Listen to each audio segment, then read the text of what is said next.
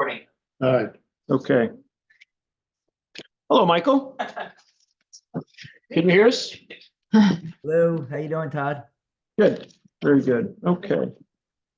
All right, we got a lot to cover.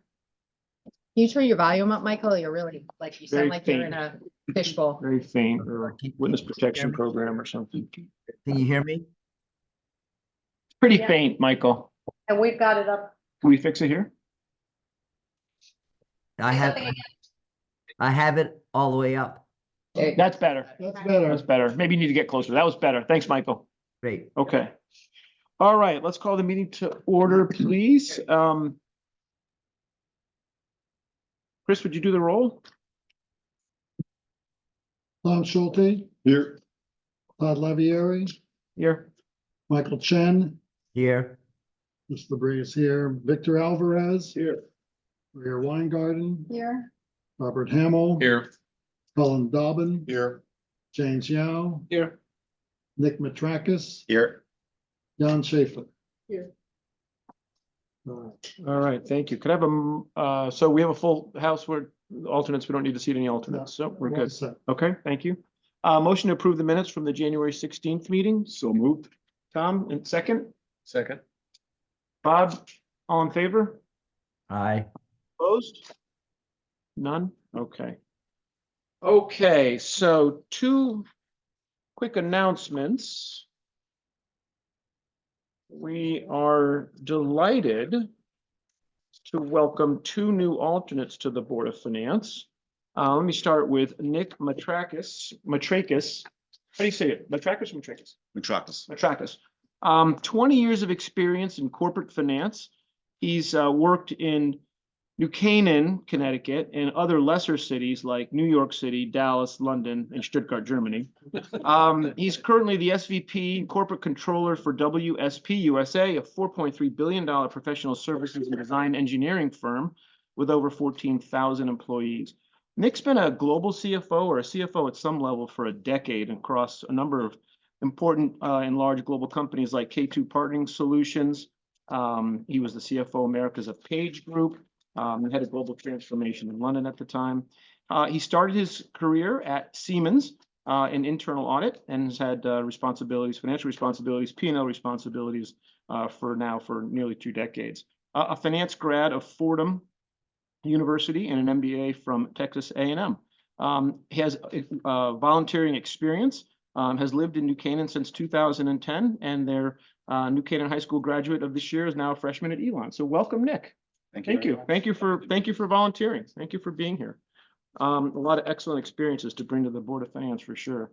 And I'd like to invite and welcome Jan Schaefer. Professionally, 30 years of experience in finance, including corporate finance, private banking, and wealth management. Obviously, living in New Canaan now, and also worked in other smaller cities like Los Angeles, San Francisco, New York. She worked with Wells Fargo, Bank of New York Mellon, JP Morgan Private Bank. Also a lot of volunteering at, I won't name all of these, but Cancer Care in Greenwich, American Cancer Society of Litchfield and Fairfield Counties. She was on the advisory council of the Fairfield County Community Foundation and currently on the planning team at Grace Community Church. So welcome. Thank you very much for being volunteering your time to work with us. Another set of great experiences to join the Board of Finance. So thank you. Okay. So just a few comments about the budget. As everyone has said as they walked in, here we go. Tonight, we do kick off our fiscal year 2024-2025 budget meetings. To recap, I would say you can always connect the dots looking backwards. Over the last several years, the town bodies and the town departments, I would say, have worked very well together to help keep expenses in check while delivering the excellent services and support that I know the residents of New Canaan always would like. We've been able to keep the amount raised by taxation at an annualized average of 1% over the prior 5 years. Of course, every year brings its own set of challenges. Large capital needs, 1 year pandemic, let's not forget, inflation, there's always something. This year, we have our work cut out for us, I would say, board, on 2 fronts. One, optimizing and prioritizing the capital expenses. We will pay down approximately $17 million of principal and interest this year, this current year, and we'll plan on reducing, say about the same amount of principal and interest, maybe a click less next year. We're starting to see a little bit of a cliff as some of our large projects work their way off. However, we're also looking at, I believe, all of the capital requests rolled up to over $22 million of requests for the budget we're about to dive into. One way to look at that is about $1 million a year of incremental cost, right? This is usually 20-year money, but still $22 million. We've got our work to do there, prioritizing and looking for some reductions in the amount of capital that we'll be able to afford this year and try to get the requests in sync with what we're decreasing. The second front is minimizing the increase in the amount of taxation to the residents. Obviously, this can be accomplished by two things. We can reduce the spending, or we can find additional revenues. Additional revenues are very hard to find, and neither obviously is easy. Let's see, I would say on the expense side, $2 to $4 million of cost would be what we're looking for. And again, on the revenue side, we're going to be, we'll be ahead of budget on interest expense income. This year we will be challenged to meet it next year, but we'll work to obviously have that same amount. It'll be hard to increase it. Obviously, our conveyance fees are down, and houses we're not selling at the volume of houses that we've seen in the past. So that'll be a challenge and a difficulty for us from a revenue point of view. But with that, we do this every year. I'd like to welcome the New Canaan Superintendent, Dr. Brian Lutze, to join us tonight. I'm going to have Ann come first and do a little bit of a budget overview, but welcome you in a few minutes to walk through the budget where you are and how everything's looking and going. So we'll get to that in 1 second. Ann, you want to come on up and give us just an overview of the budget and your preliminary thoughts as we get started?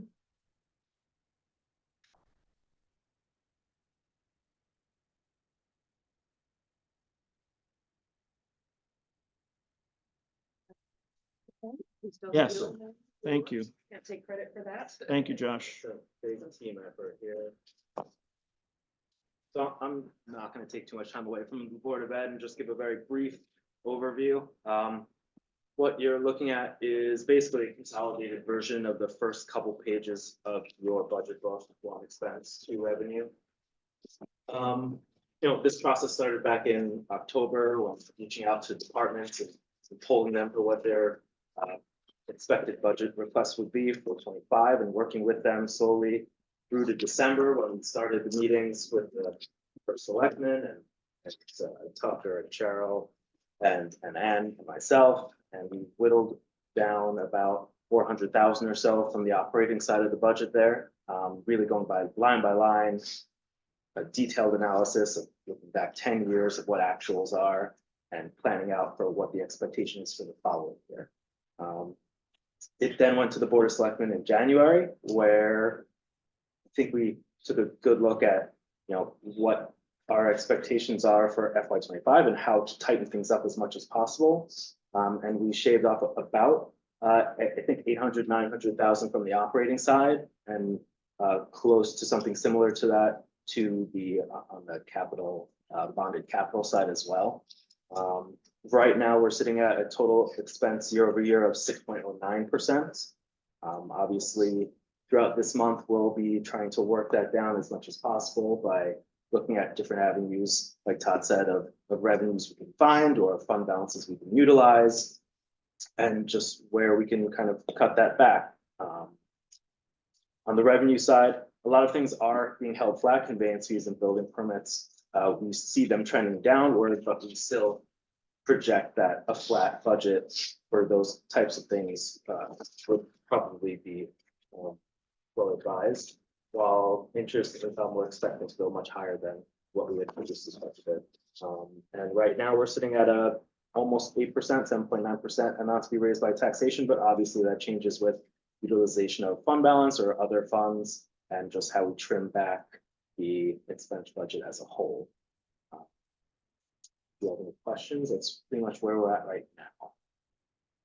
Yeah, I noticed on the Board of Education expenses, you slipped in a new line called BOE other, and there's $1 million in there that's not in a book. So that is definitely in your book. So there is the BOE operations, the 91, the ISF transfers, the 17, And the other is comprised of various things, pension contribution 401A, IT tech leases, I believe also fall into that. It's just a few different lines combined into that, just consolidated down. It doesn't include their tax forward capital, that's a little bit lower. I do like having this behind me here, it's nice. It doesn't include their debt service, as you can see, which is also. Anna. Okay, good, good. Yeah. I think that has been there in the past, but yeah. We have a town other also, it's a similar combination of things. Yeah. Any other questions? Let's just orient you to where we are and we can get started with the Board of Ed. Anything else? No? Okay. All right. Thank you very much. As I said, we have some work to do.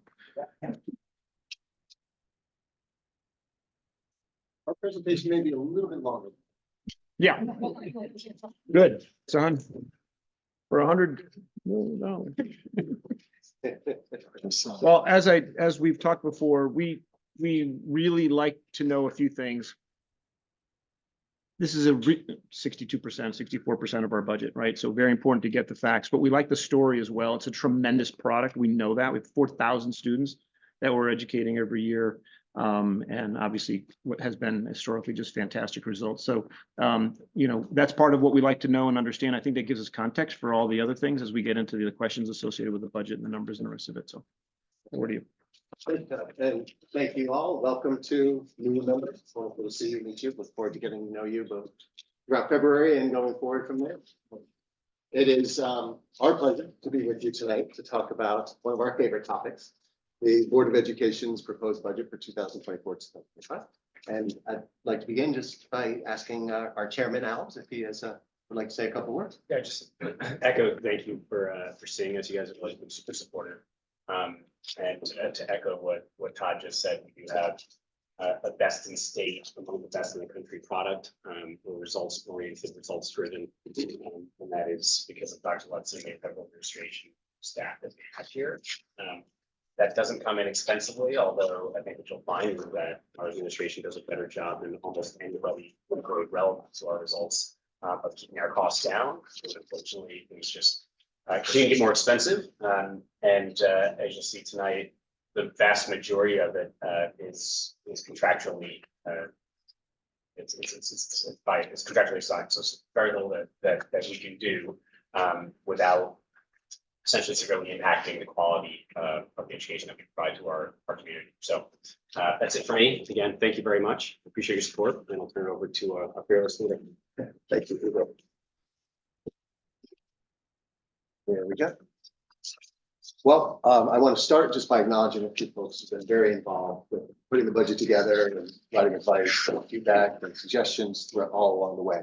Certainly Hugo, as our Board of Ed chair, has been involved with the process all along the way. Erica Schwedel is our vice chair, and Matt Campbell is our secretary. I'm sure they'll be joining us tonight. I told them 7:30, so I think it's my fault, but that's all right. But I know that along with Eric and Matt, it's likely, certainly, if people are not here, I'm sure they'll be dialing in with we're on Zoom. I want to say thanks to all of our Board of Education members, Brendan, Phil, Lara, Penny, Julie, and Matt Meisler. I also want to say a special thanks to some of the folks very directly involved, specifically our new budget director. Pat Marinan joined us in July. I don't know if she's watching from home tonight. She joined us just in July as a budget director, came in and essentially was right in the middle of closing out FY23, opening up and running FY24. And then a couple of weeks later, started developing FY25. So 3 budgets in the works all at once within the first couple of weeks. And she did a fabulous job, as you'll see as we get through. And in part, she was able to do that because of her direct mentor and guide, Sean, to my right here. Sean is our Director of Finance and Operations. This is Sean's second year, so he's a pro now.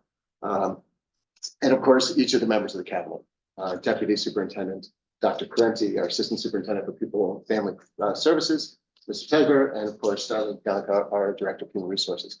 All of our cabinet members, we really believe that the budget should be developed both top down and bottom up, where from the top down, we're providing the direction, guidance, support, but the ideas and needs flow from the bottom up, because we know the decisions about the work are best made when guided by those doing the work. And we never want to fall prey to that trap of thinking we can sit in our offices and tell everybody what they need and we'll get that. They need to be a part of the conversation. So we work through our cabinet, we work through our administrators, our principals, our program directors and leaders. They talk to their staff, and it goes all the way down to the classroom level. What do you need to improve? Where are we? And it's always aligned with our district goals and our vision for where we want to be. Because as Yogi Berra says, if you don't know where you're going, you might end up somewhere else. So we know where we're going, and we're going each and every year, thanks to the goals that we have and the direction we follow, which I'll talk about in a moment. The budget actually starts, believe it or not, in October. We start doing our internal work. We're meeting with committees. We're talking about, we're only a month and a half in, and we're already thinking about, how do we develop the resource plan going forward? It becomes public when we meet with the Board of Education in their workshop in December. And this whole page of meetings, I'm happy to say, has already happened. So as we've continued, we've met, as you know, with the Board of Selectmen, and First Selectman is here with us tonight. That was a meeting to talk about our both our operating and our capital. A lot of feedback around capital and some about operating as well. And here we are tonight for our first of, we have 4 scheduled meetings with Board of Finance, but it's more than that. I look forward to the dialogue that we'll have together as we work our way through the budget in preparation for that next step with the town council. All of those meetings are designed to provide opportunities for us to share what we're doing, why we're doing it, and then to receive feedback from folks along the way. One of the things I'm very proud of is the consistent approach we've taken to budget development and implementation for the last 10 years. This is my 10th time coming for the Board of Finance to present a budget, hard to believe. What helps us to do that are the 5 district goals that we have that have been constant. They've been our true north from the start. And these goals guide us, they help us. The very first one is all about student learning. It's about curriculum assessment and instruction. The student-based outcomes, because first and foremost, that's our charge. We also have a goal around communication and using communication strategically and thoughtfully to engage partners. We have one around exemplary teacher practice in the classroom. And we know the most important work that happens in our district is the interaction between the teacher, the student, and the content. We call that the instructional core. And we're always focused on the next step and towards excellence in doing that. We also believe it's important for us to promote an environment that's based on respect, ethical behavior, responsible citizenship, and that's safety as well. That's our goal 4. And then goal 5 is about stewardship. And I think we're going to be spending, I know we'll be spending some time there tonight as we talk about our use of the resources that we've had. Because I really do believe it's important, before we talk about next year and what we're thinking about for FY25, it's important to take a moment and let you know what some of the return on the investment has been here in the district, both recently and going back even a little bit further. So I'm going to start with that idea, that concept of return on investment. And I'm going to keep moving quickly, but you're welcome to stop me if you have any questions, you'd like to learn more about anything here.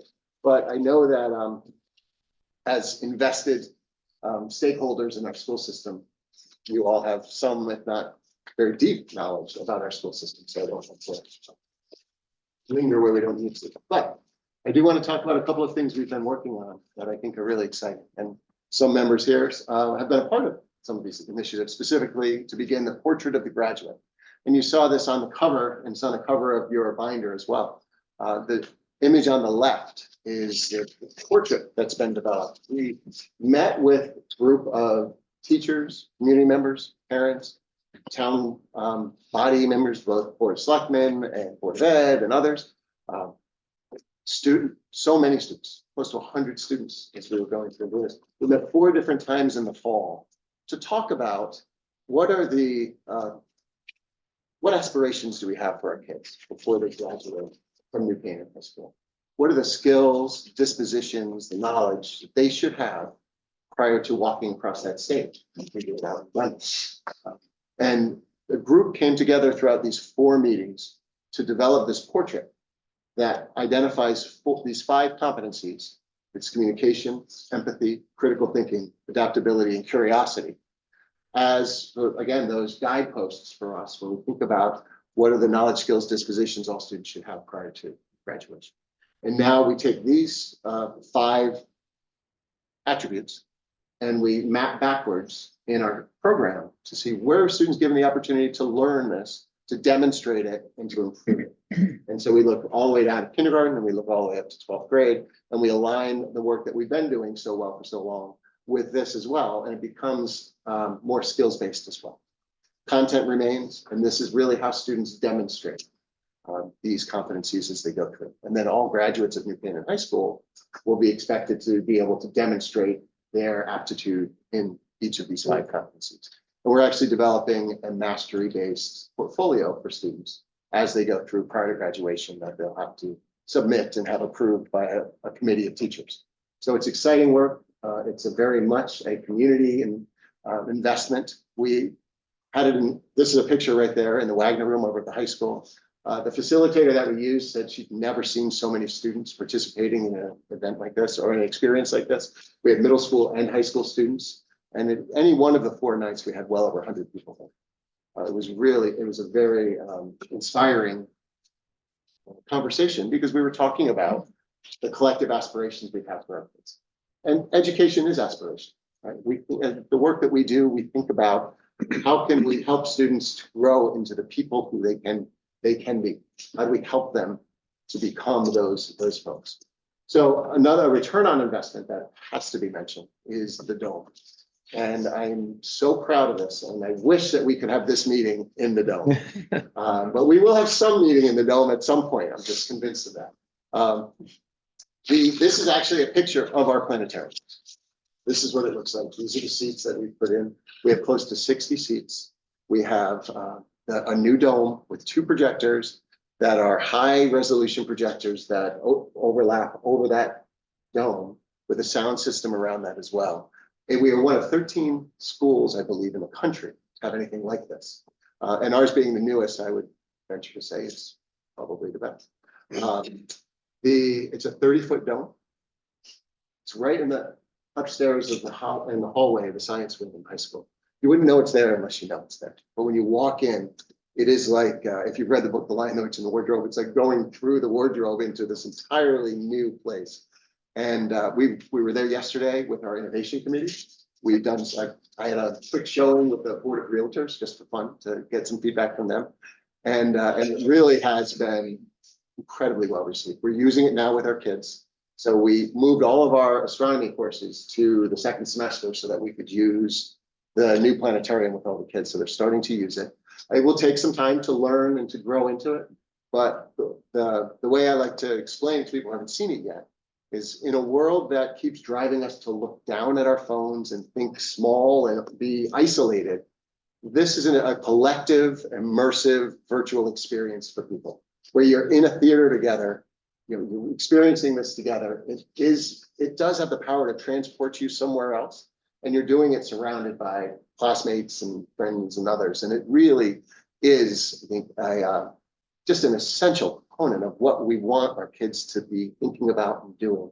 I don't, the draw to look down and think small, it's all around us all the time. And to have a facility that gets people to look up, do it together and share that experience in a guided, thoughtful, educational way, I think is really going to be transformative. And it would not have been possible without the investment that the town, the Board of Finance helped, and it would not have been possible without Sarah Schubert and others and many, many of you who helped us to raise the money that we needed to raise to make that happen. So it's not only is it an amazing facility, I think it's an even more powerful statement of what can be accomplished when everybody works together. So I want to take a moment to thank you. So classes are started. Classes are- They're going on. Okay. Oh, yeah. Oh, that's great. And it goes beyond, so we have the astronomy, it's actually an Xbox controller. Yesterday I was flying around the universe and going in and out of Saturn's rings and all that. But it's so much more than that. They have visualizations of a combustion engine. You can throw it up there, you can break it apart, you can change the gearing, you can change the timing, do all kinds of things to see it. There's 3D models of the brain and all different organs. You can pull those things apart. Essentially, if you can imagine it, it can be created because it's no longer limited to the dots on a dome. It literally is a high resolution visualization as like an IMAX theater, but 180 degrees, 30 feet around. Budget financials? We could put budget financial. P&L reviews? We are, one of the things we're excited about, Planetarium actually, is to get to the place where we can open it up to the community. And we do hope that there will be enough of a stream in that it will help to offset some of the costs.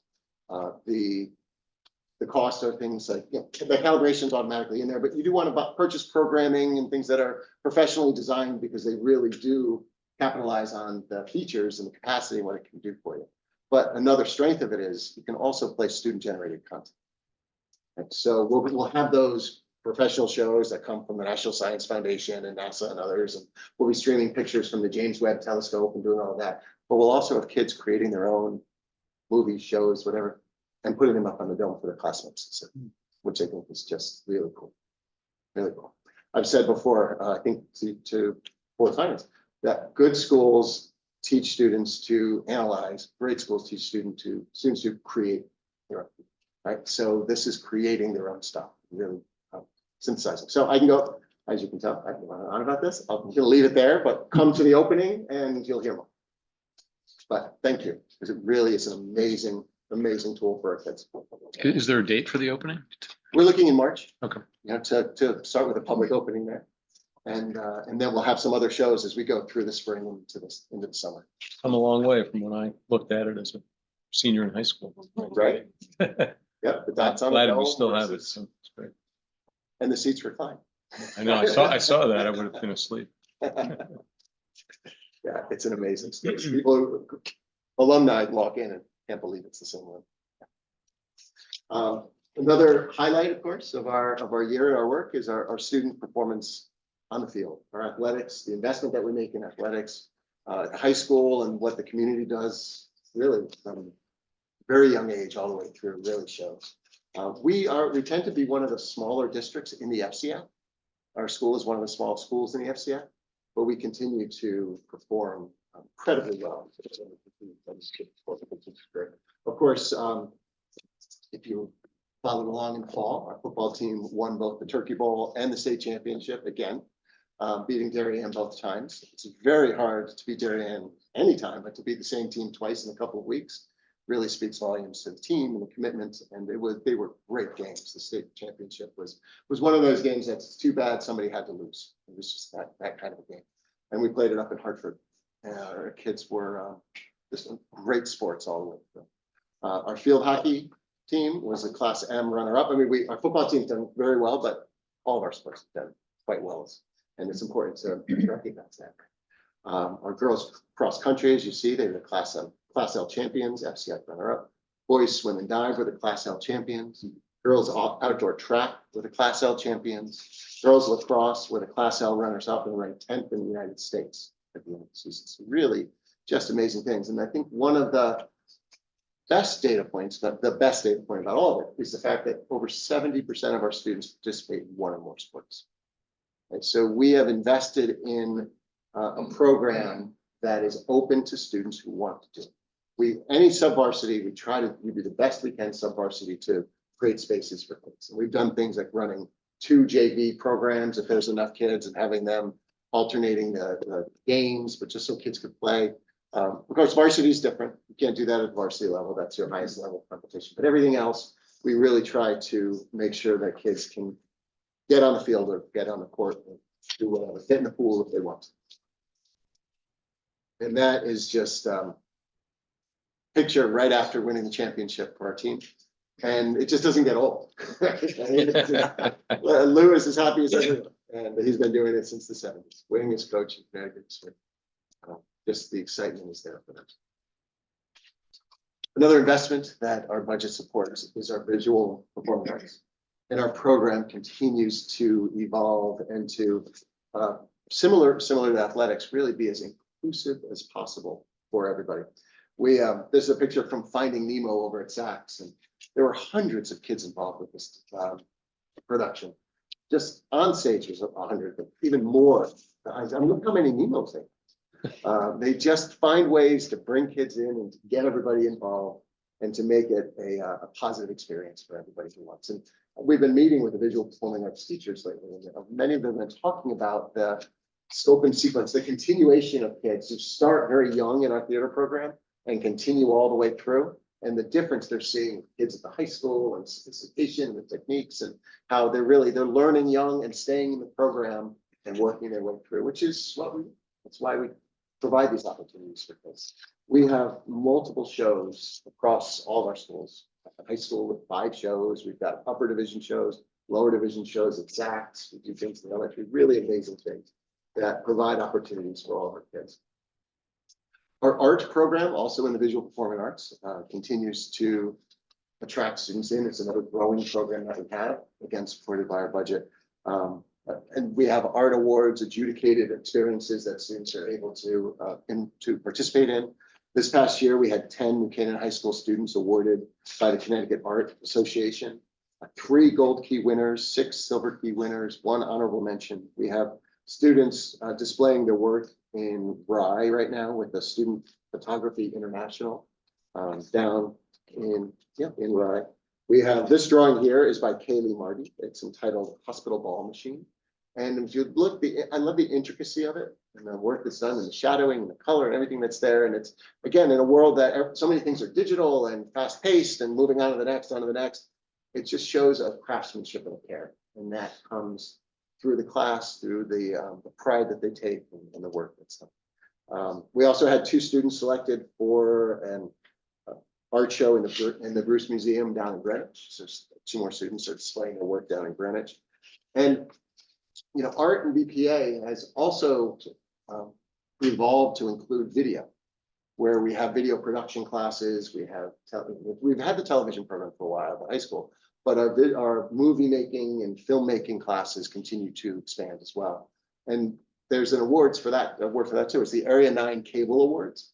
And their most prestigious award is called the Rapicki Award, which honors the best overall project at each level, elementary, middle, and high school. And this past year, we swept all 3. Our elementary won for a video that they created to welcome some visitors from the Tri-State Consortium. There's a group of students from South School, and they used a green screen, filmed themselves, and then put all the visuals in. It was really, really well done.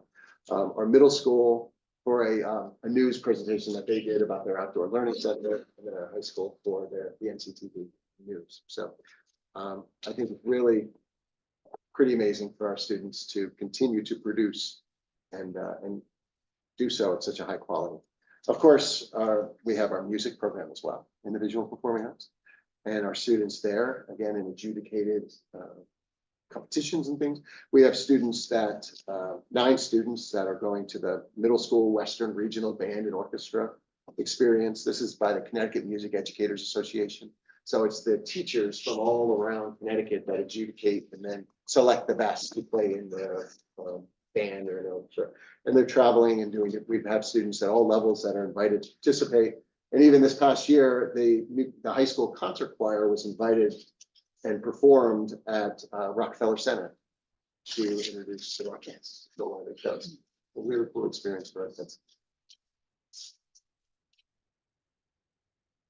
Our budget also supports our student opportunities outside of the classroom, our co-curricular activities.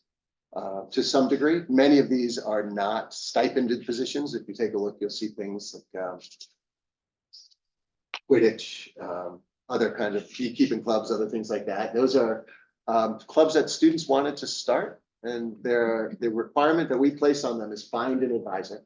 If you can find an adult who will be there or be around and be your advisor, you can do it. So all students, this is a very fluid list based on student interests, and they come and they bring forward.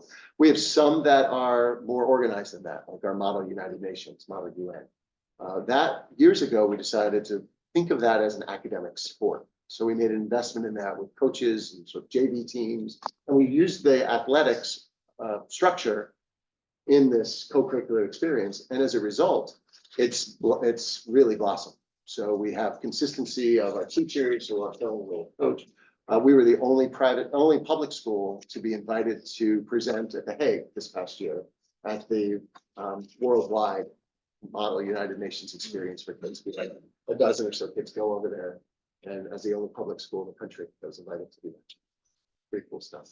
And they're there with students from all over the world. They're presenting, they're debating, they're discussing and learning. The whole thing is about learning and developing that global mindset around critical thinking and communication and problem solving.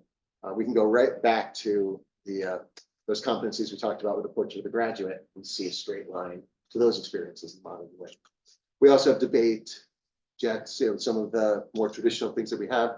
Students thrive there. So it's both those traditional kinds of activities and opportunities, and also whatever students can dream of. There were a couple of kids who wanted to try beekeeping. So they went to a teacher who they thought seemed cool, might want to do it. And he was, and he did. And they started beekeeping. Nobody knew anything about it. And they just learned how to do it and started keeping bees. And as far as I know, they're still doing it. Like that's what schools should be, right? I think that when the school day and the school experience expands beyond the bell to bell for kids, that's where their heart, that's when they start bringing their heart to school, right? Those connections are so important. And that a thriving school culture and community makes all the difference. And that's really what we strive to do, is to create that experience for them. So that school is there for them. And we can help them to pursue interests that may not be traditional, but will be no less educational for them in the long run. Of course, other investments that we make. We also talk about our academic outcomes for sure. So these are the smarter balanced assessments. So I'll touch briefly on these. Glad to answer any questions, of course. So we take, as a state, Connecticut takes the smarter balanced assessments in grades 3 through 8 in math and then in English language arts. It's a requirement, state requirement, national requirement, everything else. So when you aggregate up the scores, you see us here for English language arts at 83.3, mathematics 82.0, top of the Derg in both, which generally means top of the state or top of the state. In this case, it's top of the state. That's the large measure, just in the aggregate. You can also break it down. And Just before you break it down, this was higher pre-COVID, or right? I'm going to get to that. Okay, actually, because okay, I have yep. another slide that will give us the longitudinal. So this is a snapshot of the 1 year assessment, all the kids pulled together. Boom, there it is. Another slide or two, I'll show you the longitudinal, and that to your point. This is looking per grade level, right? And as you'll see across the grade levels here, we're number 1 in 4 of the 6 grades tested. Yeah, there's going to be some variability. Of course, every district on this page performed at the top of the state, right, as we look across. And if you've got 300 kids, 3 kids is a percentage point, right? So when you look, if you're half a percentage point different than another district, you're performing very similarly. So, we want to be careful always as we're talking about it. So sometimes I like to think of it more of like golf than anything else. Like we're always looking to improve our score, right? That's part of the goal. And then we look at this secondary, but it's really about how are the kids doing longitudinally? Can we look at a student, follow them for a couple of years? And that's really the work of teachers in preparation for lesson planning and other things in the classroom to do that way. The next is what you were going about. So this is the English language arts year-to-year comparison. And this is meeting or exceeding the grade level. And you'll see pre-pandemic, we were at or approaching 90% across all of the grade levels. We have, as most districts have, we've taken a dip since then. And we're working very hard to sort of get back to where we were and build that momentum back and moving up in the right directions. A lot of really good hard work going on. Of course, this is also a period of time. There was no testing in 2020. That's why that column's not there. We've seen, of course, the impacts of the pandemic and shutdown and everything that happened there. We've also seen a lot of turnover in our profession in all schools. And so, some of that knowledge management as folks have rolled off the rolls and new people have come in, doing some of the training. So that's some of the investments in coaching that we've been doing through the last couple of years. I've really been targeted. There's a position in this budget that we're requesting that for more coaching for our elementary teachers. We've also developed the Literacy Academy in the last couple of years, which I'll talk about, which is really meant for our struggling readers in the youngest grades. We'll talk about that. So we're very specifically and strategically working to both sort of get back on the trajectory we're in, but also to address the issues that have arisen since. It's a different world. There are different challenges that we didn't see pre-pandemic, pre-shutdown. Just can you double click on that one comment I think you just made on the younger grades. because the thing that jumps off the page is grade 3, right? Yep. So that's dead ground zero for COVID. They were kindergartners like that. Interesting. Yeah. I mean, that's just dropped. Yeah. Everything else, some of them are bouncing back clearly, but wow. Yeah, and we're doing a lot of work there, because as you know, students, they learn to read from K to 3, and then from 4 on, they read to learn. Right, so we really, those are our emerging learners and readers as we work through them. And I feel we're doing the right one. I do. But we analyze this all the time, and we'll look in, like, again, this is the whole, across all 3 schools. We drill into the school, we drill into the classroom, we look at individual students, and when we talk about data teams and data analysis, how we're using the data to inform our decision making, that's what we're looking at. In mathematics, again, this is across all of the grade levels, all aggregated. And I use these districts because this is considered our demographic reference group. It's a DRG. We use a lot of acronyms in education, so feel free to stop me at any time. We even use TLA to describe our 3-letter acronym. Sorry, I won't use that next year. You're entitled. But look, going again into the grade levels. You see again, our students are performing at or near the top of this reference group, and working to continuously improve. Keep doing that work. This is a little different. This next one is the next generation science standards. We started giving this assessment a few years ago. We made a shift, if you'll recall, a few years ago, and brought in a director of innovation who supervises our elementary science. And it was actually somebody on staff who was already our science coordinator, and it was an expansion of her responsibilities. And she does a fabulous job of working with the curriculum and the alignment with these next generation science standards. And there's been some wonderful presentations over the last couple of years. The next is again the summary and the longitudinal ones, right? So just really hold it a bit. And you can see again, if you take it from 2016 to 2019, in both sides, you see that upward trajectory, and you see the bump in the road, and that's what we're working through there. Our performance is still at the top of the state and holds up nationally to anyone. But our standards are, we want to see 3 digits here. We want to see 100%. We want to get every one of those kids for meeting. This is meeting goal or beyond in those assessments. And the other thing you can get to 90 in 2 or 3. I mean, that's a goal for sure. Yeah. And I think that the investments in the Literacy Academy and the Orton Gillingham training and some of the other work we've been doing is really going to help get us there. Yeah. We do.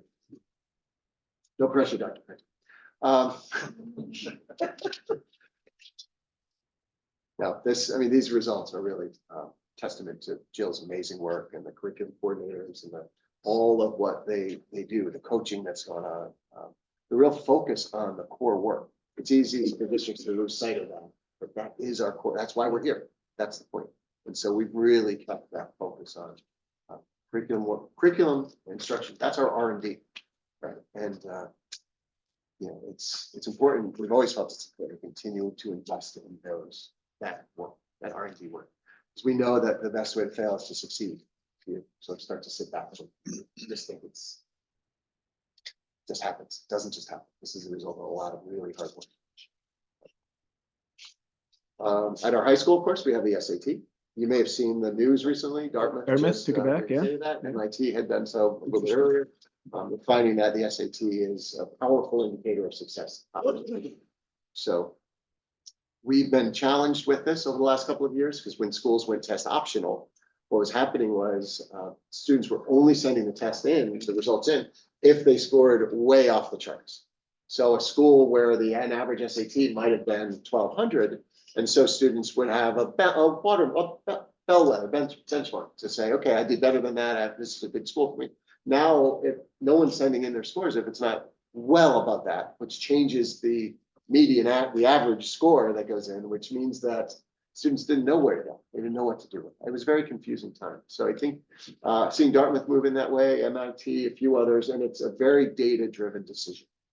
having looked at and thought about it and spoken with some of the folks involved. So we continue to perform well on the SAT. Our kids, this is the school day SAT. So we started the state, just like they have to give the Smarter Balance grades 3 through 8, they have to give one assessment to students while they're in high school. And it's 11th grade assessment. And you could use the SAT or there used to be a different test. I think you may have to use the SAT now, actually. And so that's just what Connecticut does. So the school days here, students sometimes will take a multiple times, of course. So there's some variability, but how we compare. This next slide, I just want to take a minute to talk through this because this is really important. This captures more than just, again, one test on one day. The assessment results are important, but they're important in how they inform and they add to the knowledge base. I don't like using them as a sole data point or sole indicator because it's really performance on one given day, one time. What this talks about is our AP program at the high school going back to 2010, and it's from 2010 to 2023. The grayed out bars in the back is our population. That's our enrollment, high school enrollment. So in 2010, we had 1282. In 2023, we have 1294. Right? And you see up and down going all the way. The green line on the bottom, that's flat, right? That flat line across the bottom. That's the percentage of students who scored a 3 or better on their AP test when they took it. Okay. And at 3, we use 3 or better because if you score 3 or better, it's equivalent to a college course. Right. And colleges, some colleges, as you know, colleges take these in differently. Some give credit, some let students exempt the course and just take the next one. Others, one in particular, they don't care. We both know. Yeah, you pay for Love. this and you pay for that. But that's how it goes. But it's a good measure to use. Right? And so and then the blue is the number of test takers. So in 2010, we had 275 test takers. And the red is the number of tests, right? So again, in 2010, we had those 275 students took a total of 497 tests, right? So back then in 2010, it was a great program. It was a traditional program. And with 1,200, 1,300 students, we had 275 who were in the program, taking advantage of the program. What we've worked on since then is to provide more opportunities for kids to take college level work through the AP program in a variety of disciplines. So when we had the traditional program, we had the 275. Now, through the years, we've added courses like AP Psychology, AP Micro Econ, Macro Econ, AP Environmental. We've looked at what opportunities could we provide kids that may not be just the simple core AP courses that would create an entry point for them to be able to challenge themselves, take college level work prior to graduating and going to school. Because really, it has been a goal for us, I know for Mr. Egan in the high school and others, to try to provide opportunities for every child, every student to take at least one college level course prior to graduation, because that makes sense for them to do that while they have the support of their high school teachers, the counselors, their parents, everybody around them, just to give it a try. So as you look and you go through the years, now this year in 2023, so this past year, the results, the 3 or better has stayed the same. Whereas in 2010, we were at 92%. Now we're at 93.7% of our students scoring 3 or higher. But that 275 kids has gone to 505 kids. And the 497 tests has jumped up to over 1,200 tests of those kids. And so by creating more opportunities, more entry points for kids to come into the program, they have done just that. They've availed themselves of those opportunities. The performance hasn't dropped at all. We've consistently performed very well. And the kids have opportunities to work in their areas of strength and to explore new disciplines that they couldn't otherwise. AP Computer Science is another great example. There's so many of them. And again, we provide the opportunity for kids. And then if they're interested and ready, they step into it. And I think that has been a long-term goal for us. And the results, I think, are pretty powerful, very powerful.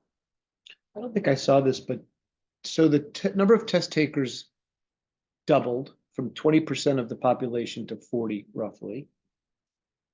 What's the cost to double that? Did you ever quantify that? I don't think I ever saw there's Internally? yeah, and what is it? Yeah. So it's really a capacity cost. It's about training. right? So it's marginal. It's not. That is a really important fact. Yeah, because we are, we're offering more what we ask our teachers to do is go to training for a week or two, depending on the course, prior to delivering the course. And then there's some ongoing training that we do along the way, and some work they have to do in the curriculum and alignment. But it's not an order of magnitude at all. Is that 40% of the population is a test taker for an AP program or an AP? Is that a high percentage of a population generally in our district? Yeah, it definitely holds up. And at 5:05, is there still appetite being unmet? In other words, I mean, you can imagine at 2:75, people are like, hey, could we see some more classes? Right. At 5:05 and Yeah. 1,200 tests, do you still have appetite that's unsatisfied? You have wait lists, things like that. You know, it's a great question, Tom. We don't have wait lists. Well, at least we try not to, right? We Yeah. try to always meet. And sometimes there are times students have to make a choice between one or the other if there are conflicts and they're singletons in the schedule. What we do every year is meet with recent graduates and after one semester of college, and they come back, we meet with them in a small group with the Board of Ed and with me and some others. And we talk to them about what courses do you wish you had in high school now that you've got a semester under your belt?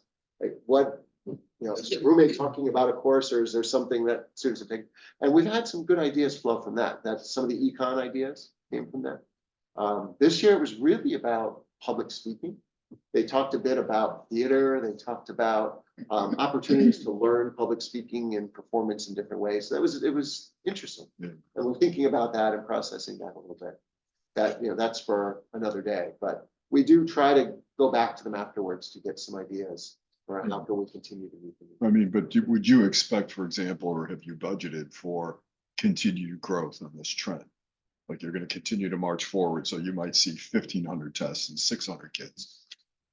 We are, for the professional learning part of that, yes. We are continuing to consider ways to, again, it's about entry points for kids, right? So in the past, it was if you were very good in math, you were taking AP Calc. Right. That was the only opportunity you had. Right. Now there's AP Statistics. There's some other courses and then maybe it's AP Computer Science for you. This is more applied than theoretical with Calc. So those are the conversations. How many different subject tests are there now, and how has that grown? And is that what's attracting in the? It is. So the number of courses, we've really gone from a dozen, give or take. We're now at about 26, 27 different courses that we offer. And of course, a student can take a test without taking the course, but that rarely happens with us.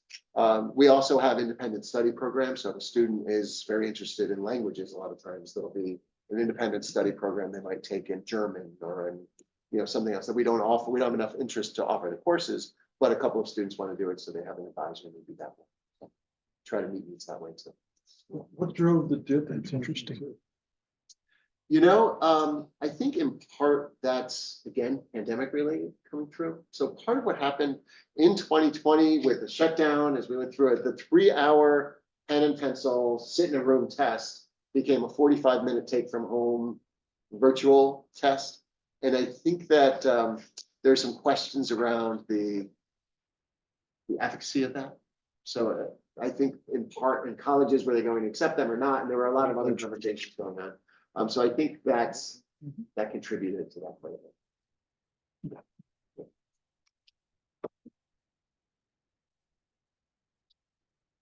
So my guess, we'll just go next. Putting that all together, just as another data point, certainly is public perception of the work that we do. And I've talked about niche before. I think that it's better than most in that it tries to take a more holistic look. The statewide, our schools, our elementary schools are ranked number 1, 3, and 5 out of the hundreds of elementaries across the state.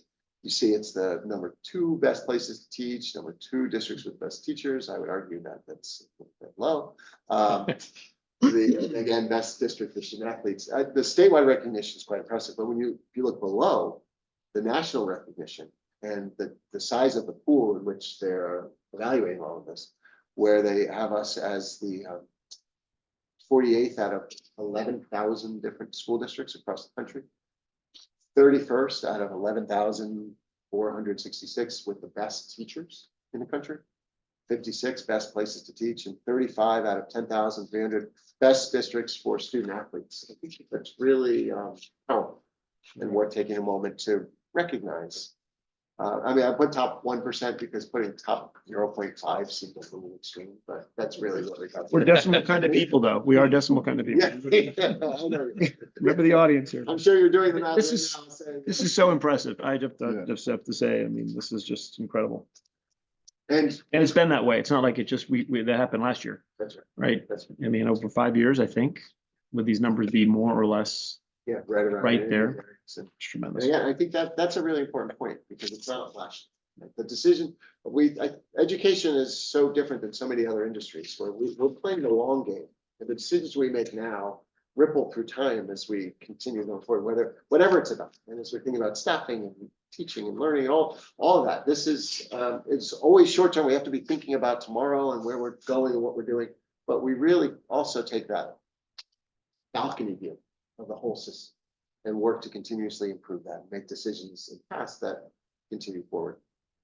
So I'm sure, as you're looking at that, you're saying, wow, this must be really, really expensive. Well, we are in a budget conversation. So to be fair, it is, the community invests in our school system.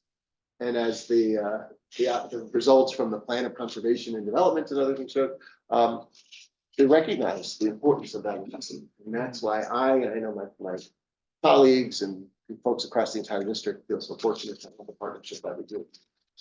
This is the net current expenditure per pupil. So this is state data. They take this directly from our annual reporting. They use these numbers to determine the special education excess cost reimbursement amount, which means that if a student, the state has money that they get from the feds for special education. And the way that Connecticut distributes this is they take the per pupil, this net current expenditure per pupil, multiply it by 4.5 times. And then if you spend more than that on any one child, there's a reimbursement available from the state, a percentage that would come Very back to low the district. percentage. In the past, we've been at about $1 million on it. And so, and we budgeted, I think, very smartly. In our budget, it represents the total cost. And that $1 million flows back as an income to the town. And this way, if we have unexpected things happen in this account, that money is available to us to make us whole. And, we're not freezing the budget and freezing out other things because of what's happening. It's really, I think, a great way to manage this. And then annually, it comes in. Now, we are working with the state this year because 2 years ago, they started tiering the reimbursement where us and like districts would get, instead of the 74% that we were getting, around 72%. Other districts would get, in the middle range, they would get that 74, and the districts, meatier districts would get like a 76, 78% reimbursement rate. But they underfunded it this year. So we're really looking at like 68%. And we're working with the legislature to try to fix that. Because it was a mistake in the funding amount. So we're working to try to get that fixed. Regardless, in this chart here, what it shows is that by comparison, again, to our surrounding districts, we are towards the bottom. This is where you want to be, somewhere towards the bottom. I don't say that too often, but we're towards the bottom in our per pupil expenditures. And again, this is all normed and managed by the state. There are 166 districts in Connecticut. And so our spending puts us 44th out of that 166. Just for numbers and comparison, there are other pieces that go into this. It is all publicly available, but they look at average daily membership of students and operational expenditures and things as they roll it all together. But just to help to contextualize a little bit, Wilton is a couple of $100 more than us for this past year in that current expenditure. If you normalize that for our students and look at what magnitude that is, for us to be there, we'd be spending $1.2 million more in this year's budget. So as you work your way up, Darien, you see is about 1,000. That would be $4.3 million more in our budget right now. Then in order to just equalize on what their spending is. Westport would be 7.5 million. And if you go up to Greenwich, that would be 15.3 million. In this year's budget, so it spends the same amount. And yeah, I argue our results hold up. I didn't do, like, it wouldn't be fair necessarily to do Reading or Joe Barlow because the size of the school does matter. And so, and that's ER9, so you have Easton as its own district in the elementary, and Reading is its own district, and then Joe Barlow High School is the third district. So that because of the small population, there. If you look at the smallest districts in the state, this number can easily be 50,000 per child, which kind of points a little bit, going back to that special education piece, to the need to reform that system. Because when that number is that high, that means that they have to spend $225,000 on a child before they're eligible for any kind of reimbursement. So we're trying to find a better way to manage that. But for the time being, this is what we have.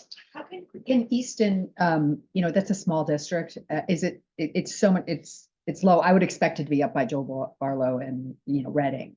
So ER9 is an interesting district. They have different contracts in each of the three areas. So Reading teachers work on a different contract than Easton on different than Joel Barlow. And they have their own board and their own finance committees and everything else that they work through. So I agree, it is smaller. Yeah. Two questions maybe. This cost is which year? This is last This year? is last year. This year? This This is current year we're in or the year before? 23. 20, so we're always a year or two. So projecting this $109 million budget against 4,000 students, it jumps to 27,000. Well, again, it's hard. There's some things that are included, some things that aren't, Right. which is why you want to let the state do that calc before you Okay. look at it, because it's there's some things that get pulled out. And is capital out? Capital's not in, And anybody's? right, Yeah. not in anybody's, because of the swing. I totally understand. Makes sense. It doesn't make sense to have it in there. I just wanted to make sure. So on the far right, the ANGLIC is adjusted equalized net grand list per capita, but you're on the board of finance, so you all know that. And the Rolls right off the Roll top. that off its own. but you see, that's a good measure to be towards the top, right? And so New Canaan is third in the state, just after Greenwich and Darien for grants. So these equal on, this includes in terms of capital debt service as well? So there's no debt service and you're apples to apples across every. Correct. Okay. Correct. Yeah, because the debt service, the swings in debt service, that something might be rolling off, something rolling on, would make it just not a helpful measure. And that would also be putting debt service into that calculation around special education students and needs. So that would inflate them. Yeah. So we're proud of this, right? We've moved the needle on this. This is another one over the last 6 years or so. We were in the mid-20s statewide, comparatively speaking. And, I think we've been careful stewards in a lot of ways. And I think that has helped. This number does include donations. And I mentioned that because we talked about a bill before. So we had a couple of large donations, but it's something I think that we should be proud of. And it shows, I think, some strategic budget investments. And I mentioned it's sometimes it's those decisions that are made in the past that continue to benefit the district. And I think we've made quite a few for the years. And so just to talk briefly about that. Some of the things we've been working on have been environmentally friendly, cost-saving opportunities. And I've tried to quantify, and in a couple of slides, I'll get into a little bit of quantification. But some of the things we've done, like natural gas at 4 of our 5 buildings. And just a few years ago, we were running oil. That shift over to natural gas is making a big difference. At the 5th building, we couldn't get natural gas out to west, and anyone who lives out there knows. So we just flipped over in the last month or so to propane. So we'll be burning propane over there. The advantage of that, of course, is a little bit lower cost. It burns cleanly, which means less wear and tear on the boilers themselves. So both at west, at east, at south, at all of our buildings, we're putting in condensing boilers, they're called. They're running natural gas or the propane over west. And they're highly efficient. And we recapture the heat as we're doing the work that they do.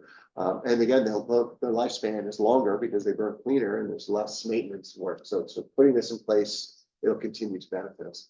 The solar work that we've done across the board. I'll get to it in the next slide. The combined heat and power that we put in over at Saks, so that's a mini power plant that's running. We're thinking about doing it in the future at the high school. That both provides electricity and hot water that goes into the boilers and brings down some of those costs. And it burns natural gas to do it. It's a very progressive approach. Work we've done with the lighting retrofits to reduce power. We've done other work around load management and energy management. I'll get to a couple things. I wanted to, again, for finance, quite a bit. I look back to 2018 for our electrical use and heating fuel. Now, we do have, again, those anomalies in the pandemic. Right? So we shut down our buildings in March of 2020. We're still doing some work, but we weren't necessarily running things the same way that we had been in the past. So that's, you almost want to take like 18, 19, cut out 2021 and go 22 on, because even in 21, that was the return right after the pandemic. And yeah, we had half the kids in as we were doing hybrid and other things like that. So, but what you'll see again is the blue is electricity, the orange is the heating fuel, and somewhat of a downward trend. And you'll see in this budget, we're actually anticipating less of a spend on electricity next year than this year because of the work that we've been doing. The kilowatt hours that we generated last year through the solar, we pay between 3.5 to 5 or so cents per kilowatt hour because of the power purchase agreements that we have on the roof. It's really amazing what we were able to negotiate a few years ago doing that. Based on what we generated, what we paid, the estimate that I can come up with is that we saved about $96,000 just last year in the cost for electricity because of that. And that's really kind of guessing low on what we would have had to pay without the PPAs.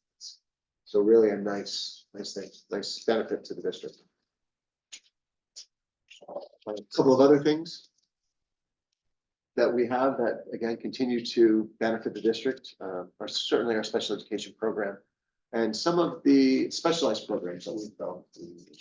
Back in 2011, we began with Launch, which is for students who are aged 18 now to 22. And those are students that have been in our special education program typically since 3 years old if they've lived in the game. And you know, they need continued services and then transition services afterwards. And they work with the state and the families. Many districts around us don't have a program like this. And what they wind up doing is paying for a placement. And that generally runs about $65,000 or so, give or take, per child as they're doing that. And we typically will have from 4 to 8 students in Launch annually.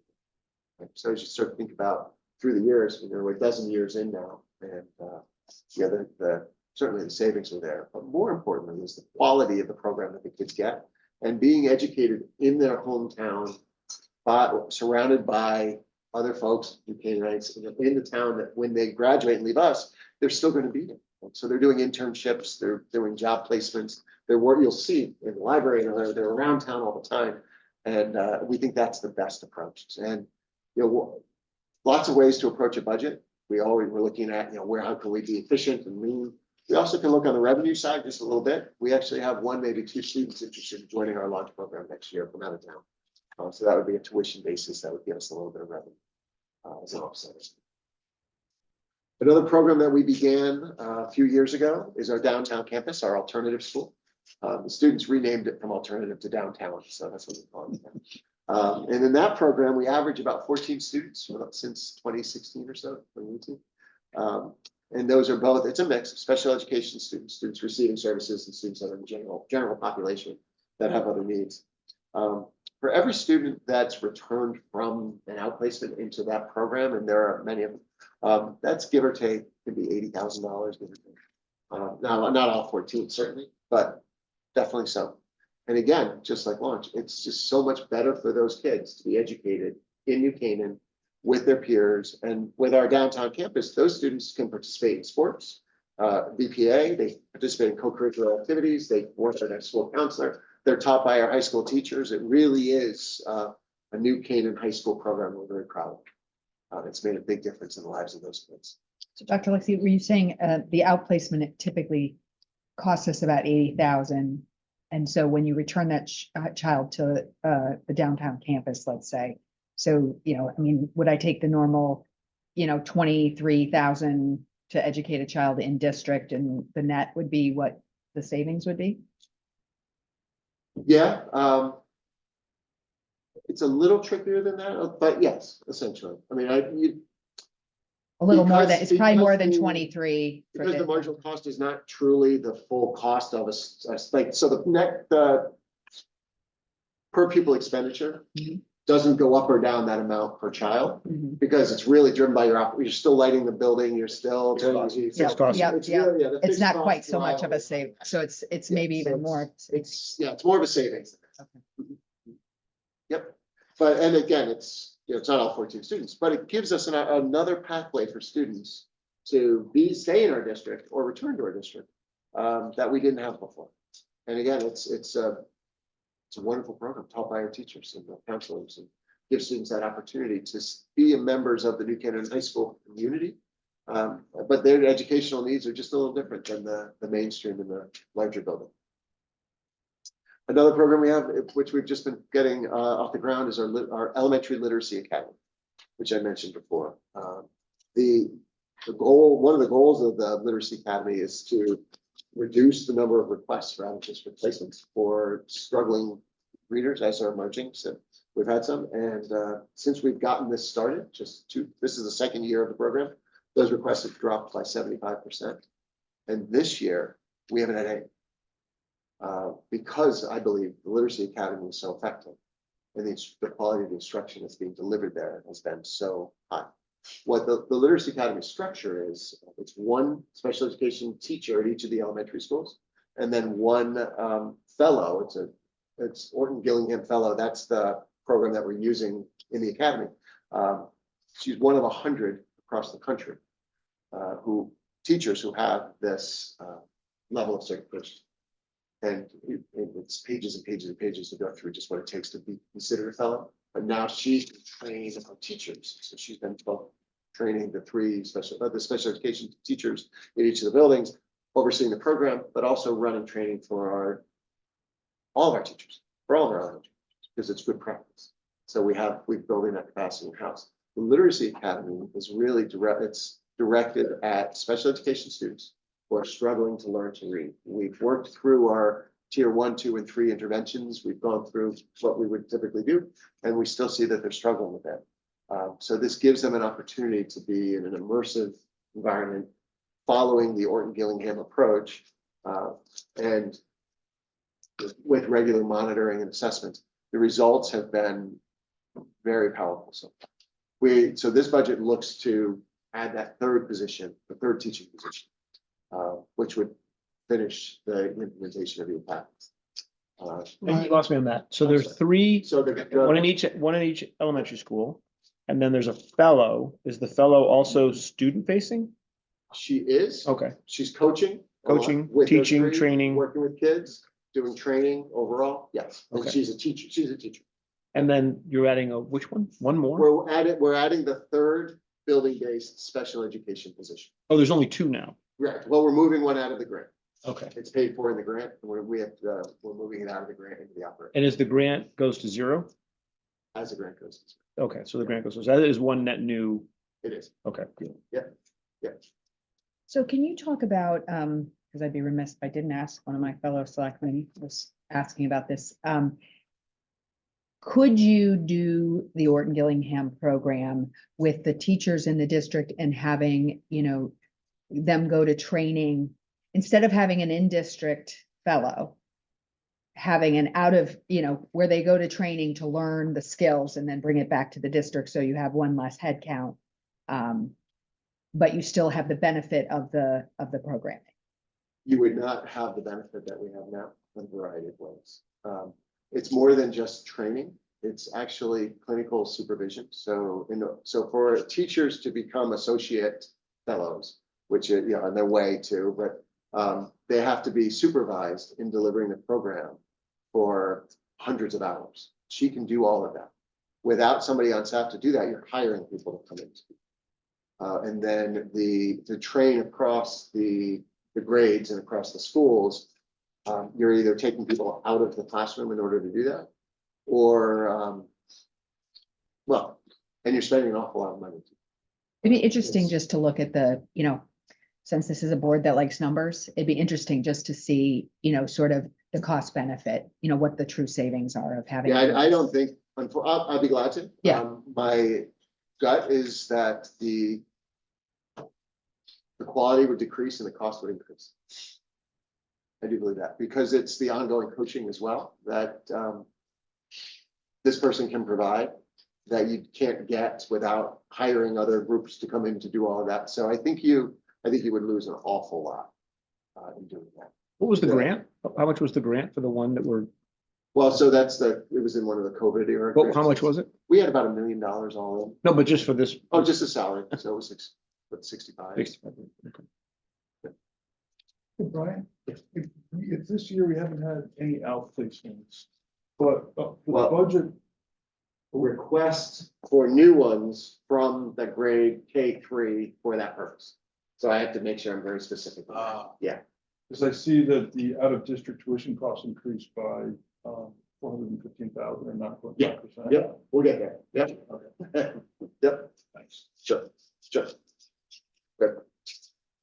I have to get to the numbers soon. In trouble. All right, let me do that. So very quickly again, transportation. It's just another way that we've been able to try to save and sort of bend the curve. And as you know, there was a big investment made in the change in school start times. That continues to go well. That shift to 8 o'clock for our earliest start time. Even today, I was talking to a couple of parents and they were very positive about that, the result of that. But it was $1 million investment, as you know. But one of the advantages with our transportation system, our general transportation, years ago, we shifted away from diesel to propane. And that move, again, just similar to our boilers, meant that we saved a little bit of money. It burns clean, quiet. It starts regardless of the temperature, whereas you used to have to leave diesel buses running overnight if it was going to get too cold. These can start because it's under pressure at almost 50 degrees below zero. And if it's 50 below, we're not starting the buses. And another outcome of that is since it burns cleanly, it's less wear and tear on the engines. So when we went to renegotiate our contract with DATCO, we had a very favorable contract because we don't have to replace half the buses. The lifespan of the buses has been extended because of the propane. They're in better shape. They need less mechanical work. So that plus the relationship that we've had over the years got us a 2% annual increase on our transportation contract, which in an environment where people were getting 6, 8, 10, 12, we were able to do that because they didn't need to build in the cost of replacing the buses. So just again, that alone has saved us well over $1 million in just the last 2 years with that contract. If we were at 6% instead of 2%, it would have been over $1 million.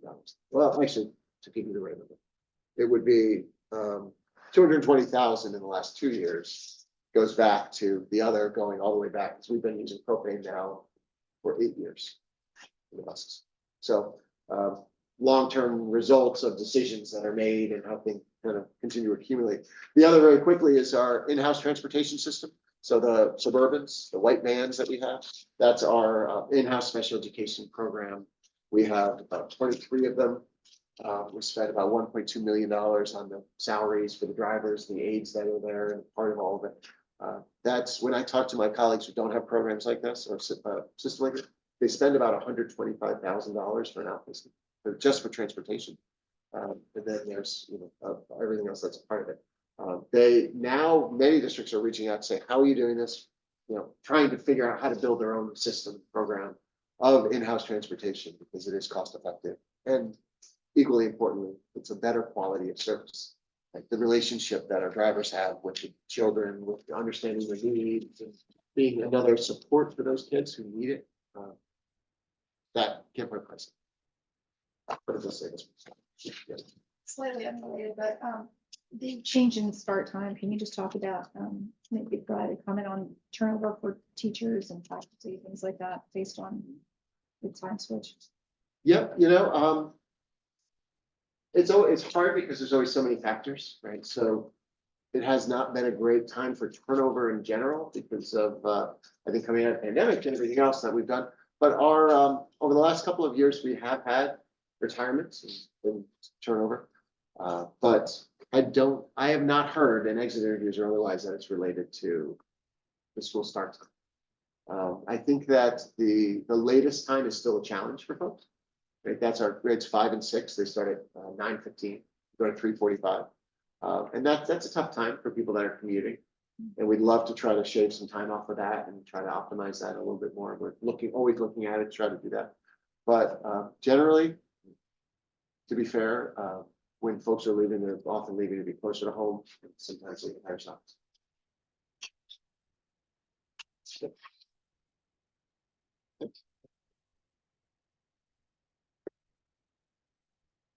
Continue on. High level overview, the budget itself as we put it together.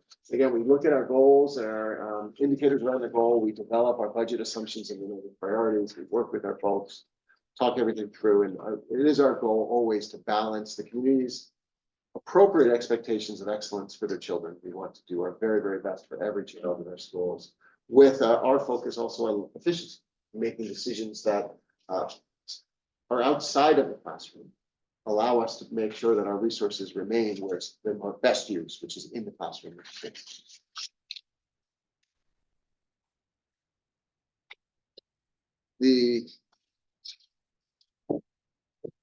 I never like this slide because there's just too many numbers on it, but I always feel like I have to put it out there because this is it. Like this is right out of your budget binder. You don't need to look at it. It's right on whatever it may be. But we'll break it down beyond this. But essentially, we always try to look longitudinally across what our expenditures are. We try not to compare budget to our request. Instead, what we always do is develop our projections. So we look in December, we start December 1st, work through the month to say, all right, knowing what we know and how the budget is performed through the year, where do we project each of these lines will be at the end? And then we kind of work backwards from there to try to make it a more accurate comparison. You see the two largest drivers right there at the top. If you look to the right, it's the salaries and it's the employee benefits. And so we're going to break those down a little bit more. And as you mentioned before, Victor, we'll talk about the outlays with these two. So that is another big driver. There are typically 5 large drivers in budgets. And we'll talk about each of those very briefly or whatever detail you self feel. But overall, if you break it down, you see the salaries and benefits are over 82% of the budget itself. And that's not untypical, that's pretty typical in boards of education. We're a people business. We have people working with kids from the minute they get on the bus, they get off the bus, they go into their classroom, they're in the hallways, they're in the cafeteria, they're at recess, they're back in the classroom. There's kids everywhere and there's adults everywhere with them. And that's our job, that's our goal. And so it is a people business and salary and benefits around us. Another way to look at it, so those are the objects. We have 8 large objects that we use to bucket each of the lines. So we'll go into it for a bit, but we can also look at it by cost center. And these are the where the money is spent. So the budget is by object, that's where it's budgeted. And then this is where it's expended by location. And in this, we pull the benefits out and you see that's the green is benefits there. A couple things I always look at in this breakdown is the parity across the 3 elementary schools. Same with SACs in the high school, because you've got 4 grades at SACs, 4 grades at the high school, and you can see that. We have our athletics, visual performing arts, curriculum instruction. Our special education is down there at the bottom. Districts are running in Connecticut around 25, 28, even 30% of their budget is special education, just on average. Ours is a little bit leaner than that. We have PPS, which is our counselors and others, our pupil services, our technology, barely see the innovation is a very good sliver. District admin, facilities, transportation, security, etc. So this is sort of where each of the dollars is expended. Those are the things that I look at just as a quick overview. But there really are 5, in the Board of Ed budget, there are 5 large drivers. And those are salary, benefits, special education costs, outplacement, transportation, and utilities. And as we look at those, and I'm going to break into the salaries a little bit more. I'll break that down a little bit more. We'll have about benefits too and anything else that would be helpful. But you see those are the largest drivers. The benefits that is the investment into the internal services fund, which we'll talk about. The outplacements at 415, that's really students that have moved into the district. So that's known, those are some known costs, and Bill works very closely with families, and, you know, we believe that, with few exception, that the program that we have here in district is far superior to anything that students will find elsewhere. We want to do everything we can to keep students in the district when we can. It's not always possible. Sometimes there are other needs that require specialized treatment that a school district can't provide, but that's relatively rare. When students move in, the way the law works, if a student is already outplaced and the family moves into town, the receiving district picks up that placement and has to begin budgeting for it and supporting that placement. So we're learning about and talking with those. You see the transportation is just under the 2%, and then the utility is actually trending down by 73%. Is our anticipation, given the conversation we had before about the energy work that we did. But the salary line itself, I think it's worth just breaking it down a little bit more granularly. We have something in our salaries called, these are the, this is the move ahead at the top. This is existing staff, everybody's already there. And then the next, I'll bring in the others. I think we have one page in front of you. So GWI is the general wage increase for our staff. Those are folks who are at the top of the step scale. So they're getting about a little under 2%. That was what was negotiated in the last contract. The base salaries is the step cost. And again, this is not 1.07% of the GWI piece. This is contributing towards the overall increase, if that makes sense. So at the bottom, the 309 is of the 659. that's right. Okay. Correct. Yep. So we've got our step is the teachers that are somewhere in the scale as they move down the scale, get another year of experience under the belt. Grid progression is when they pick up an additional degree.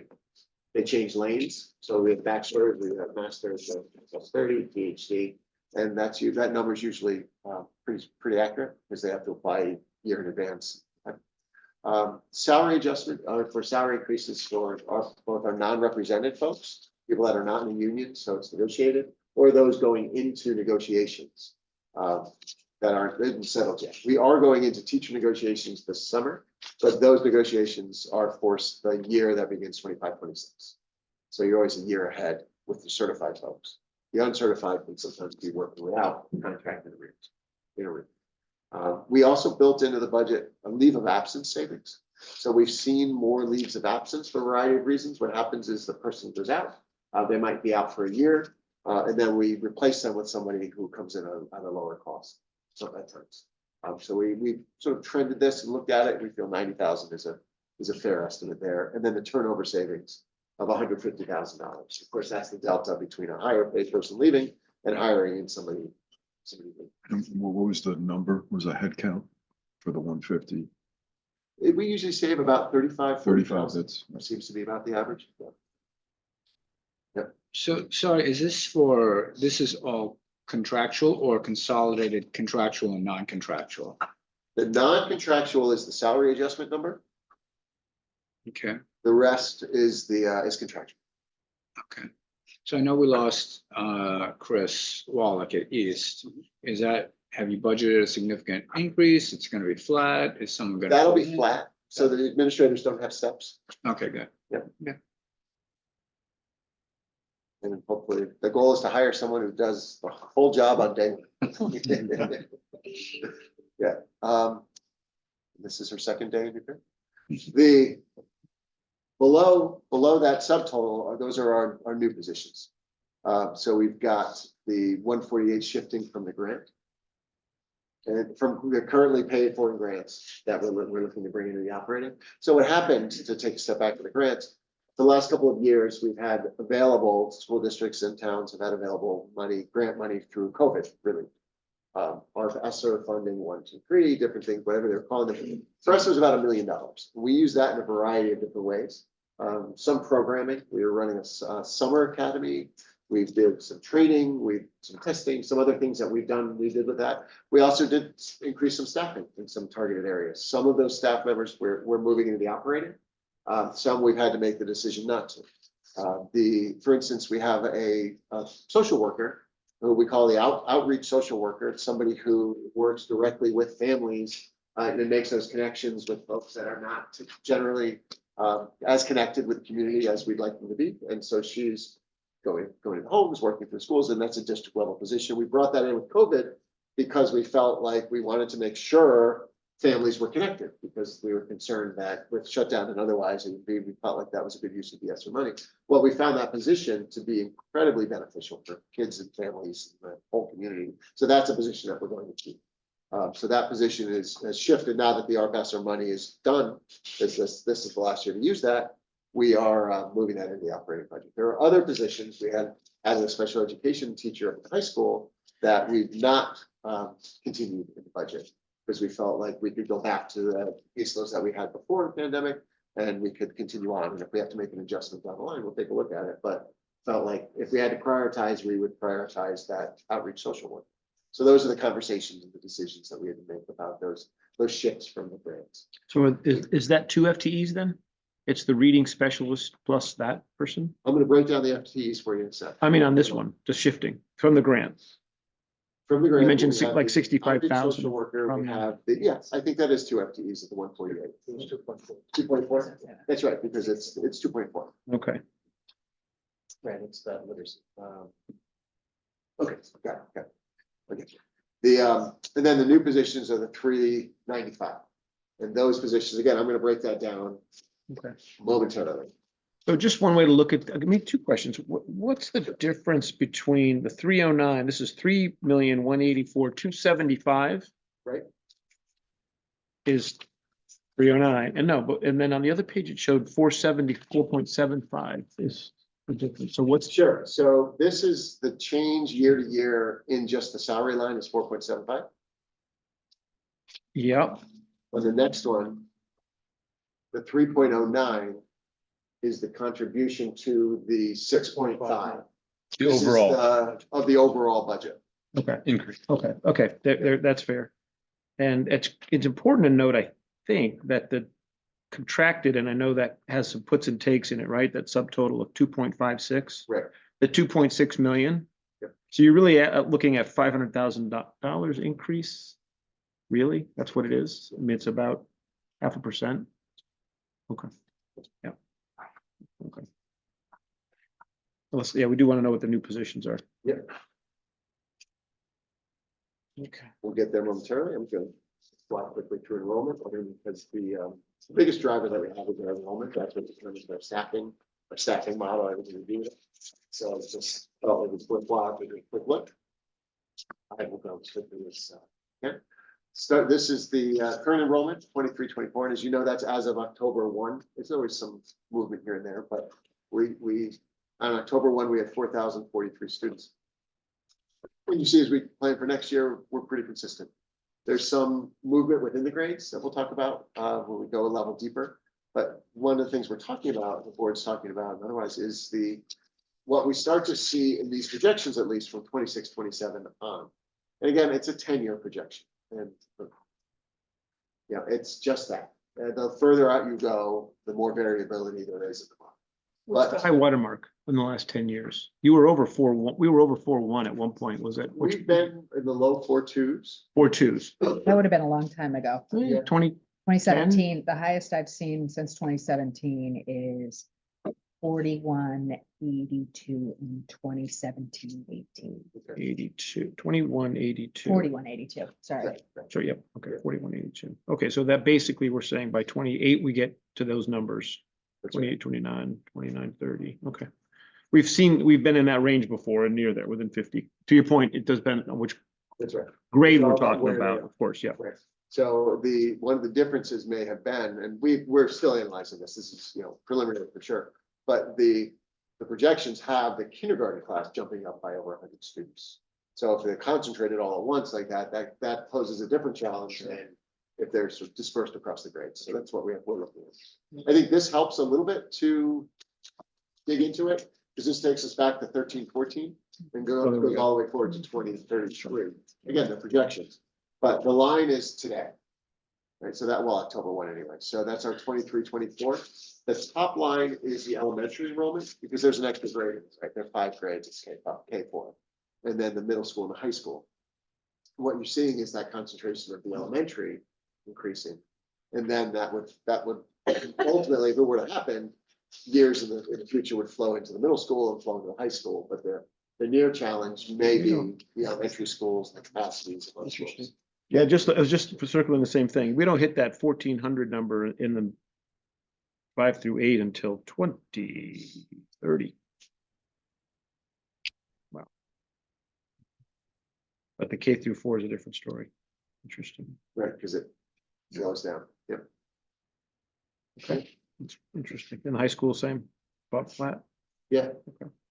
So knowing that you're anticipating much more growth in the elementary, I have to bring this up every year, but about the balancing of number of students in each of the schools. Yep, so that's, that whole conversation is just getting underway now. I think that, there are a lot of variables for us to look at. There's a committee now of the board, the facilities committee, that's taking a look at the capacity of the facilities and how we best use them. And I think that the distribution of students will be part of that conversation as well. That show that it's more of that downtown south area. Right. That's But even that shifts, through the years as we look at it. So we are partnering with, or we're planning to partner with a group that did a close analysis of all of it, of where people are living and why and how long and all this. Where the NASDAQ projections, which have been pretty reliable through the years, but they really are straight line mathematical calculations. They don't really factor in variables such as housing's, proposed housing starts and things like that, because they won't count something unless it's done and completed. Whereas the other group really looks to be a little bit more fluid with how they put their projections together. And they tend to be pretty accurate as well. So we're looking at who best to use as to help to facilitate that process for us. Hopefully. Do you find that, and maybe you'll get to this in a few pages when you talk about the staffing investments at the various grade levels and all, but are there certain grades that are hard to predict with respect to enrollment? Is it like the first year in the middle school, the first year? I mean, is that when people kind of fall off or come into? The very toughest is kindergarten. Yeah. Right. I mean, and the hard thing is that you've got them then for 13 years. You're right. It's the transition years can be a little tricky. Yeah. But I will say the straight line projections that NASDAQ does have generally been pretty accurate. It might be plus or minus 5 or 7 in a class of 300 kids. But that would stand out actually. It gets harder in the elementaries because we take the grade and we split it up 3 ways. Right, so when if you have 100 students and you are running 5 sections with 100 students, that's 5 sections of 20 kids per. Yeah. And so a couple of kids can throw the balance off, whereas the teaming at the middle school can absorb it up or down. And is it fair to say that the one of the big drivers for your cost and maybe the management challenges responding to events in real time? In other words, a good measure of your cohorts as they work their way through the system, you have this accumulated knowledge of, oh yeah, this grade, this cohort, they're pretty good. They need this, maybe they don't need that. But then when you get these, you add 80 people you didn't expect to this grade or whatever, you're not really, and so you're just trying to say, well, we need more of X and less of Y. And it's a little bit hard to sit here now and say, that's what I'm going to need in the coming years. So I'm just wondering, how does that drive? And maybe that's where you're going to get to with these grade level investments. Yeah, a little bit. So in years past, we've had positions, we call them enrollment variability adjustments. Right. When we were really close to the line, but didn't quite know where it would break, where it wouldn't. And so we would put that in and give us that flexibility to respond in real time. We feel that there seems to be enough upside to what the staffing plan will bring forward, that we could make that adjustment if we need to. In other ways, without that additional position and that enrollment variability. So but that's been a helpful tool in years past when things are right on the line. We never want to over budget, but we want to have that flexibility. We've also had to make some decisions through the years to sometimes run classes even slightly above guidelines. But when we do it, typically it's across all 3 elementaries in the same grade. Enrollment is funny. Having looked at it for quite some time, we tend to alternate. We might have, the big class and then a smaller class and a larger class and then a smaller class. And that has been our trend for some years. And so it just, yeah, it's the way that it seems to work. This year, coming up is gonna be a little trickier in that Connecticut changed the age of eligibility for kindergarten. So it used to be December 31st, anyone born on or prior to, now it's anyone born on or prior to September 1st. So anyone born after September 2nd on is not eligible for kindergarten anymore. We do have a process that they could apply and be accepted, but I think that, I don't know that how many will, right? That it has led to us needing to add a preschool teacher. Because looking at our preschool, we have our students that are no longer eligible to go to kindergarten. We have to open up a new section for them. So that adds another more variability into the mix. And that's a certain number because they're already in the program. Right, we know who they are. Exactly. We know their plans. Yep, yes, we do. Yes, we do. Yep. And again, our preschool is a little different than you might expect in that it's mandated that, and we pick up students, they're birth to 3 with the state, we pick them up from 3rd grade on. And it's meant to run 50-50 with students needing special education services and what they call typical students. So it should be half and half of sort of general and special ed students, which is a great model for those kids as they prepare to come into the school when they get to kindergarten. So if there's 7 or 8 students that are no longer eligible to do kindergarten, that means we'll be looking for 7 or 8 typical students to pair with them to create a class of 15 players. Now, if you hit the projections or they go a little north of projections in 30 or 31, will we need new facilities or facilities are good enough to accommodate those? That's part of what that committee of the board is talking about. Our facilities really are optimized at 28 sections in the 3 elementaries.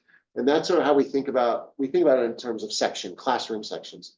So we're getting above that now a bit. So we're really looking closely at how we're using the spaces and how we can best optimize. Adding a pre-K class really is a 5th classroom over at West that we use. So West has a smaller student population when you look at it, but we also run the 5 sections of pre-K. So they're up to 30 sections as well over there, and East is running at 30 next year. So we're looking at all of it. I don't know what the answer is going to be, but between where students are going to school and how we're utilizing the buildings and the space and location of the pre-K, there are quite a few things to work through and come forward with some ideas. Yep. So just continue on. I just thought that, again, classroom sections, as we look at them, the puts and takes as it were, as classes move through and the enrollment is moving up and down. South is going down 2 sections, right, down in 1st grade, down in 4th grade, but up 1 in 2nd grade to have the 6th based on the 320 kids. And if you look across the bottom, those average class size is pretty consistent. And that's why we felt we were okay without the enrollment variability. So if we're at the 18s pretty much across the board, that gives us some space if a couple of kids come in. You know, it would be, we're running at 18.6 with 5 sections. That means we can have 7 kids unexpectedly move in and still be within those guidelines of 16 to 20 as we look at it. So that's why we, famous last words, but we do our best. And if we have to adapt otherwise, we figure out a way to do it because we know that, again, this is the core work. We are looking at a large class going into 5th grade over at South. That's the 352 kids. So that's 2 additional classroom positions there. And when that happens, when you add those 2 sections, it's not just the 2 classroom teachers. You also have to add on the specials because they need all classes or PE or music, whatever it is. So we work, and we're not hiring someone to work half of 1 day a week or 0.2. It's really just working within, and sometimes it's adding to somebody's load, as it were. If they're doing 0.6 now or 0.8 now, they may go to 1.0, things like that. So we talk in terms of FTE for the budget, so that's what matters, but not everyone is a person, so how it all works together. In terms of the certifications or K-6. Some Connecticut has done a lot of creative things with certifications. Okay. Yes, but So- yeah, there are K-6 certifications. So is there any movement where you could take someone who's in a 4th teacher if they? Oh, yeah, we figure this all out, who the people are going to be through attrition and the evaluation system and everything else. We figure all of those pieces out. we definitely hold on to our good teachers. So going into, I think this is part of what we're talking about and what could be helpful. Overall staffing investments, as going back to the numbers a bit. What we're looking at doing, the 1.0, and it's a full-time position, some math coach. Last year, you might remember we added in a classroom coach. And that was about the classroom environment for the elementary teachers working with students and coaching teachers in order to set the classroom conditions and the environment to make it as successful as possible for our youngest learners, especially those that, you know, it's just maybe a little less regulated than we had seen pre-pandemic. So we're working through that. The teachers, the principals, the elementary have said, this is a great model. What we'd like to do is embed it in math content. And we believe this will help us across the elementary. And again, getting back, I don't want to say back on track, but getting back on the trajectory we were in with our outcomes with students and what have you. So it's somebody who is deeply immersed in our math program and helps to coach teachers in the best ways to implement that and to teach that. Teaching today is incredibly complex. We talk in terms of tiers and switching tier 1, 2, and 3. You know, the tier 1 is sort of the general classroom with all the kids and trying to meet students' needs in that whole classroom. And then there's a whole scaffolding approach that if students aren't moving along and learning what they need to learn, there's a tier 2 intervention that can be there to help them, a tier 3. And that whole system, it's called response to intervention. That whole system helps us to keep kids in the general ed population, keep them learning and growing, but it's very intensive and sophisticated and takes some real core content knowledge as well. And for elementary teachers, their pre-service work is different than, say, a high school teacher, right? So the certifications at the secondary level are 7 through 12 and they're content area based. So a math teacher has a 7 through 12 math certification, an English teacher is the same. Elementary is K-6. They have a concentration, but it's different than the specialization. It can be reading, it can be special education, it can be science, it could be math, it doesn't have to be. So as we look at this, and those teachers are generalists, they're teaching all of the subject areas. It's very difficult. So this brings that coaching expertise to across the 3 elementary schools. You just saw how many people and kids and teachers we're talking about. So that's going to be somebody who has to work very hard to do it. But the model's working well with the classroom coach. And we see this as, instead of adding to that, it's a similar approach, but embedded in the math content. And as you're hiring new teachers into the elementary schools, have you, because I remember, you know, a long time ago, you had classroom teachers who, a few of them were, you know, so like for the math coach, a few of them were particularly gifted in that area, and they weren't necessarily non-classroom teachers, but they actually also helped, you know, with the math instruction of the other teachers in that area and in that school. I mean, have you looked at, you know, just as an more economic way to, you know, sort of get the math literacy up when you're hiring, looking at elementary hires that could maybe fit that role a little bit better with more math, you know, more, I mean. We certainly do, like looking for someone who has more. Or math, I mean, because what is it? They only need 1 course in math to be an elementary school teacher. So it's, or, you know, there's a very minimal requirement, but if you were to find those hires that might have a little bit more of a background in that, it might. I will say the pool is quite a bit more shallow than. Yeah. Than it had 20 been. years ago. Just in general, it just is. We're working to try to build that pipeline in every way that we can. We do have, with our interns and others, we have some opportunity to work with some folks. But we do also, you find that the real tension, I thought this is where you're right, was when you have people who are particularly gifted, they often don't want to leave the classroom because they're just, you know, they're just so natural to it. So to find the right person with the right level of skill who is, who wants to make this move and start working more with adults and coaching adults and doing that, that can be hard to find. We got very lucky with our classroom coach, just an outstanding teacher who's been with us for a while, who moved into that role.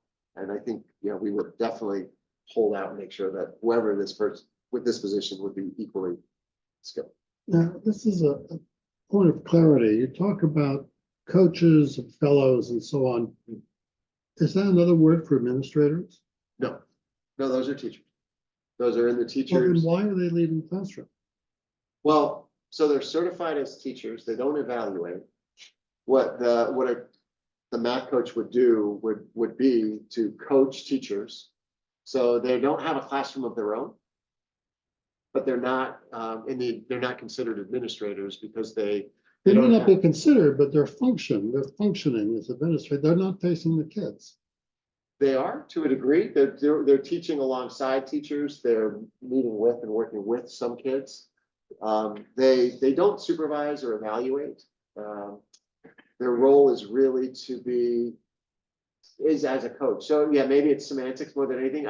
For me, administrator is someone who does the supervision and evaluation.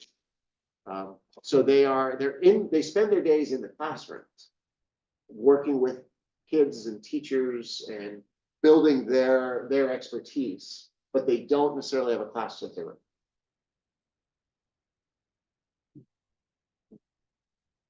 For the literacy academy, you're going from 3 FTEs to 4, and it looks like you're adding 1 in East.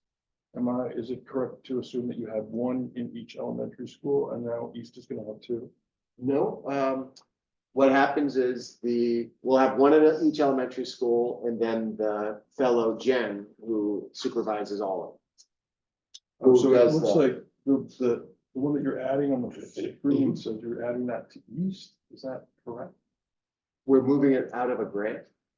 So it's there now, but it's paid for in grant. Last year.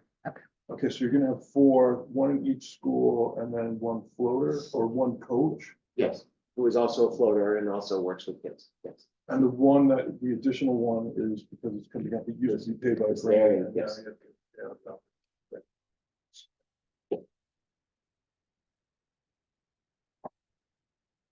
Is the math coach wouldn't be a substitute, but I assume would work with one. If there was a substitute in that particular class. Oh, sure, like Of course, the, just like, yeah, if it's a long-term leave and there's somebody in for a teacher and whatever. Definitely. Mhm.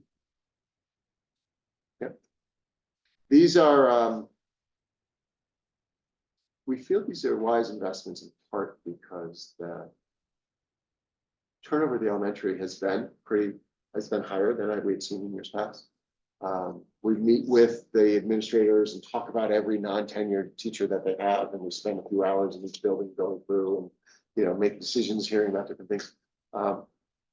The pre-service that our teachers, the new teachers have gone through was quite different than what we're used to before.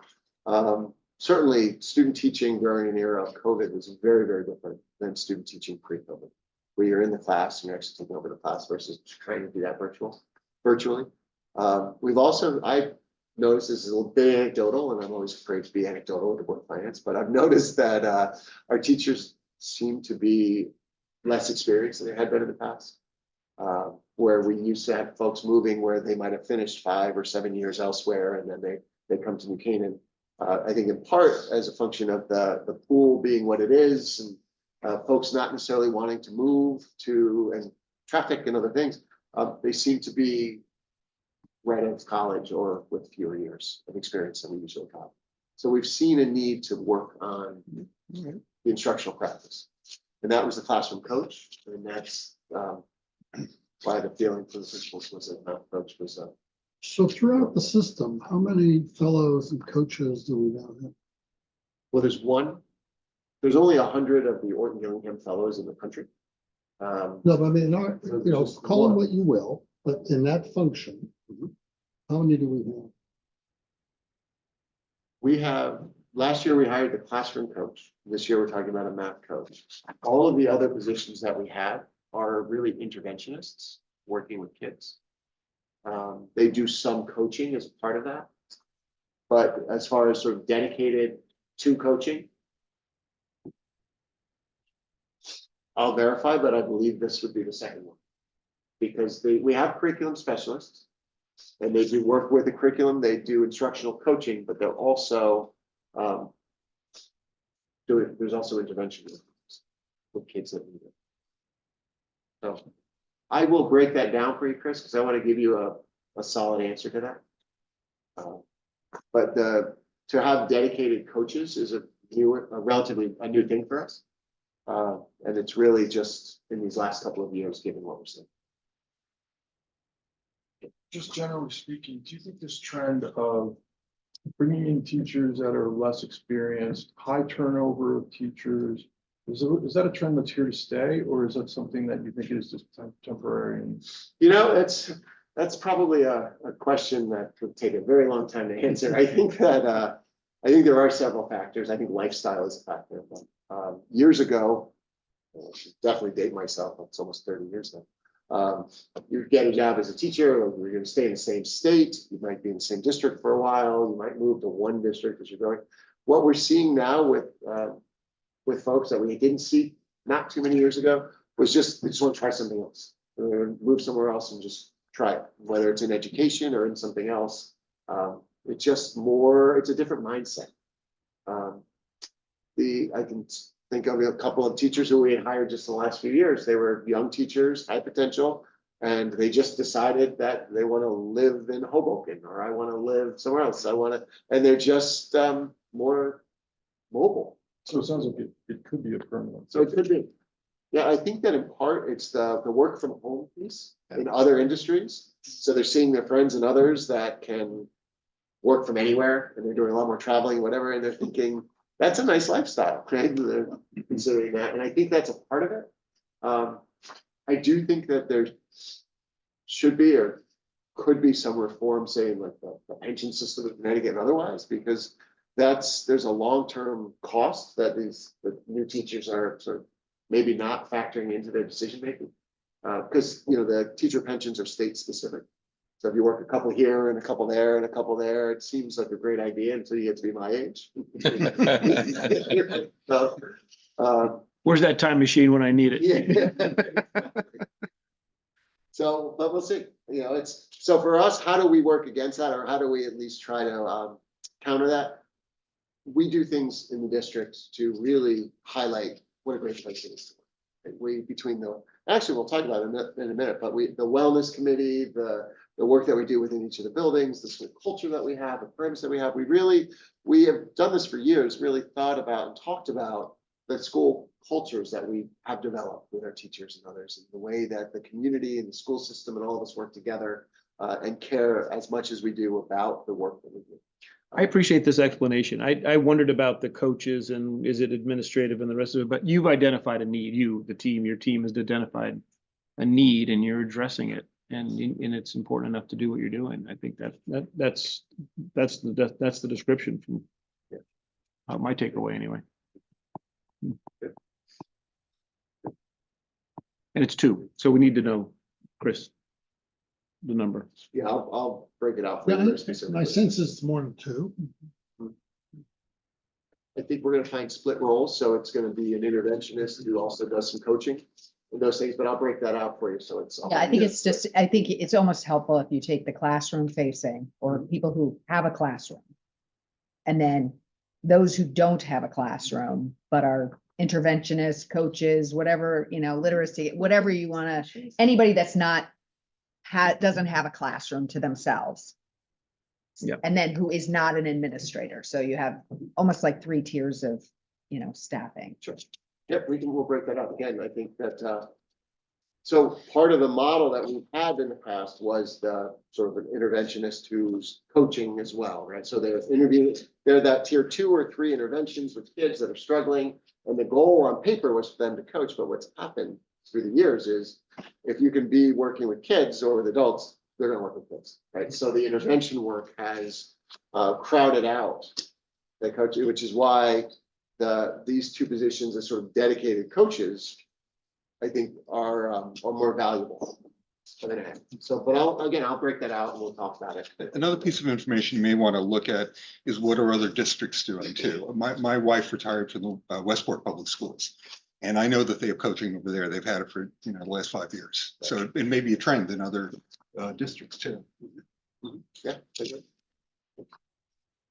Good. Well, then just quickly going over to Saks, we talked about the enrollment bump there. So that's the 2 for the 5th grade and then the 0.4. There was a social worker position there. that we are not funding into next year.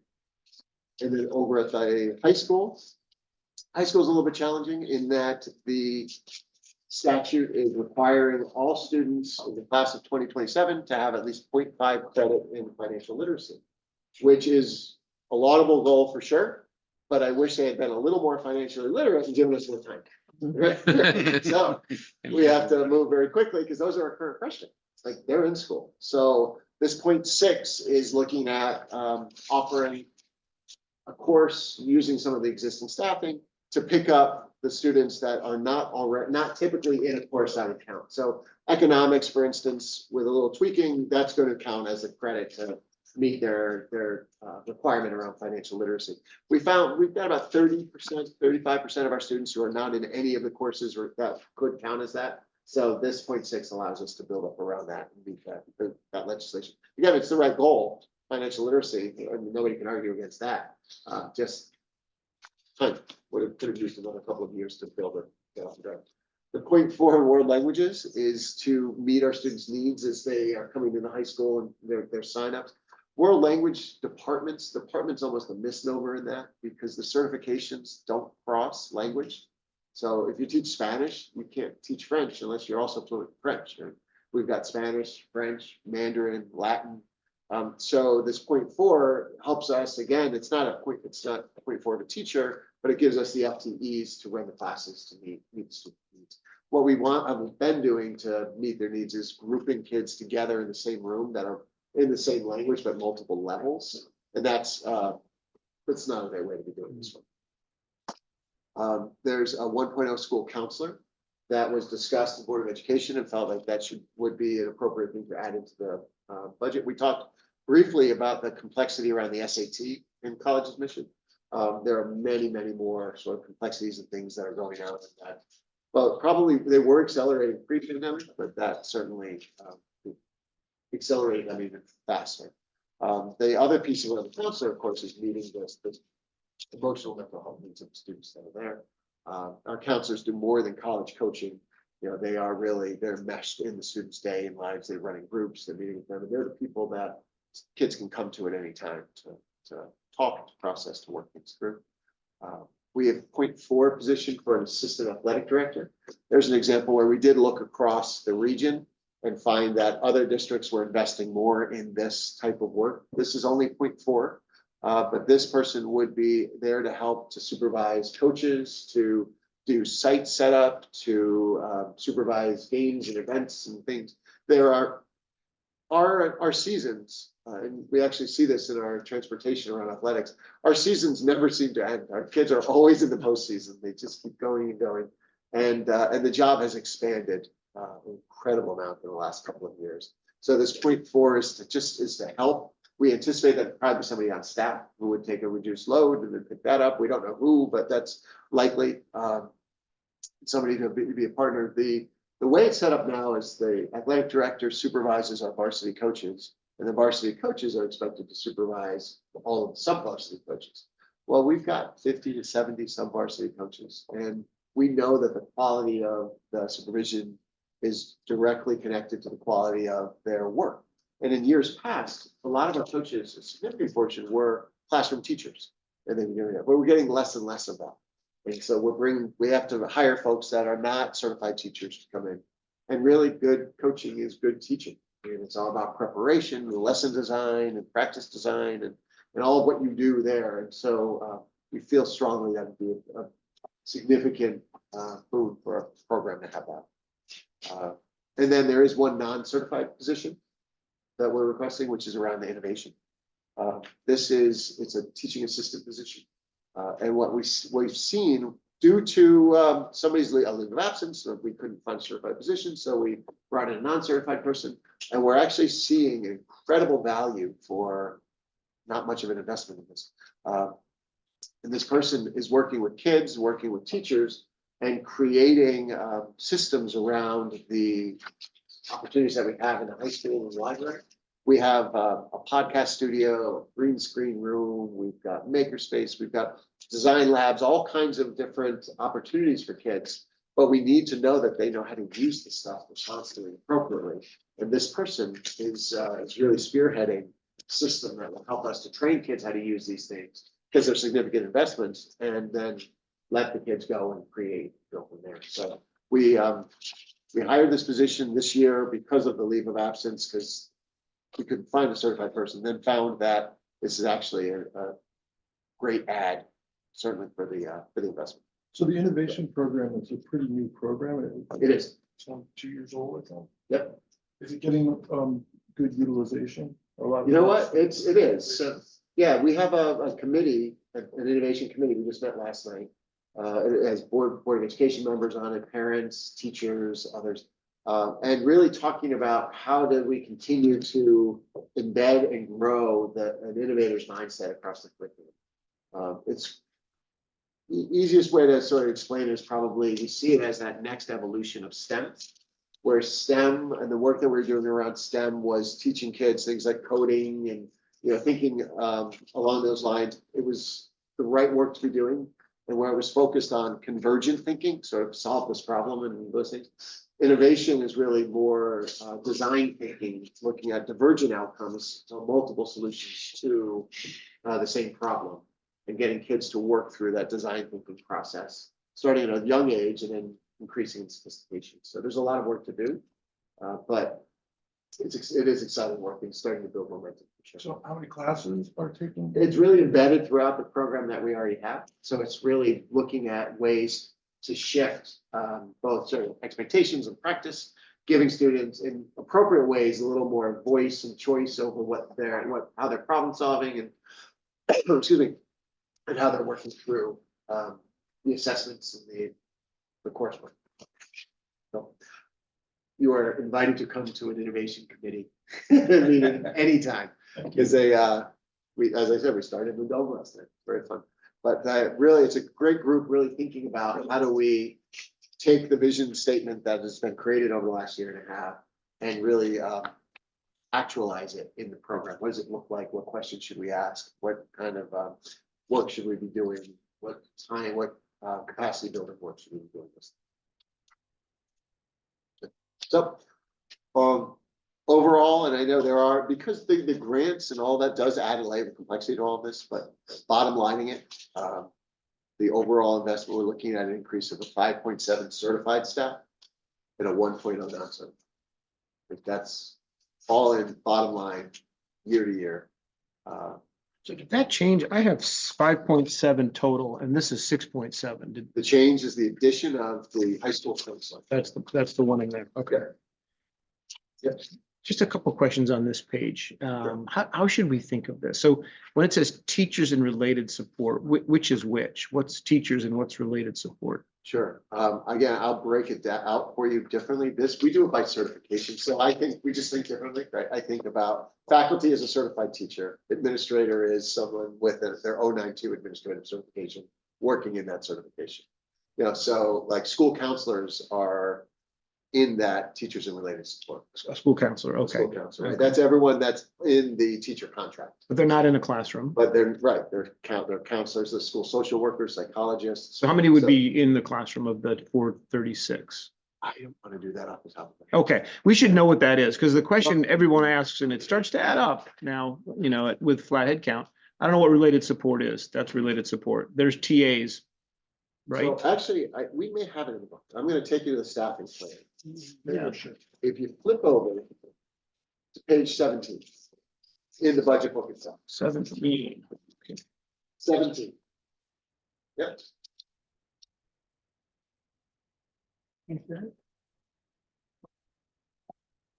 Yes, sir. Okay, so core subject classroom teachers. Right, so you see staffing. That's the number. Certified staff, Yep. core subject, 30 at east, 27 at south, west, as we go down, 250.46. That's is 23.24. So the 24.35 would be 253.46. I think my question, I know others have asked, just looking at that over 788, 32% of this number is in the classroom. I have no idea how to benchmark that or compare it. That's your job. That's not our swim lane, but When you add up the related support, the teaching assistants, the administrative support, the support staff, and the facility support, it feels a lot of support for 230 teachers. I'm leaving the leadership out. You need leadership. Obviously, we all get that, but that's where, I think you want to add 96 to that number, as I'm looking at this. Yeah, that's fine with that. Okay, well, I think those are your special subjects, those are your art, your music. you took me to that line, not me, so you. So call it. I'm even gonna put my glasses on. Right, because I think that you want to. Fine, so it's about 350. yeah, but then the So- bottom one is the total academic support, there's all your specialists. There are 22. Correct. Yep, so you do 22.6.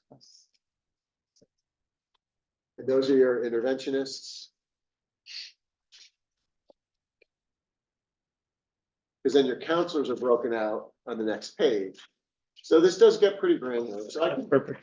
I'm glad to take a deeper. Nope, that's dive into perfect. this. And you have this every year, like if we went in, Plans that go all the way. with- yeah, Well, that's the question, I think, is, again, over the last 7 or 8 years, we've been at 4,050 kids, students, plus or minus 50.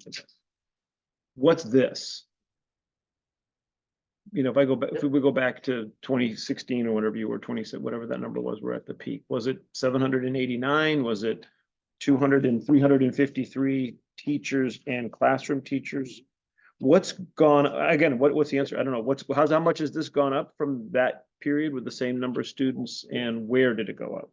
Yeah, I think that, I'm glad I'll pull that together. We're trying to understand that, just because we know that's adding a lot of cost. Sure. And it's around the support, again, let's remember the premise here. Great product, tremendous support, amazing results. We totally understand all that, but this is now obviously starting to also become a big 9-digit Oh, sure. number, so.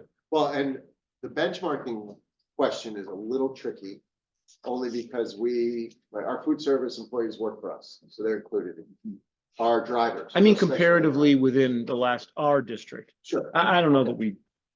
That's in that. I agree. Litchfield, I don't think That's the way anybody to go. cares, yeah. And then if there's explanations, for instance, bringing in, like hiring the campus monitors, right? So there's some that outsource that, other things, we have the 10, 11 campus monitors that'll add, but we can explain why that number would jump up when we brought those in. Yeah, I'm happy to do that.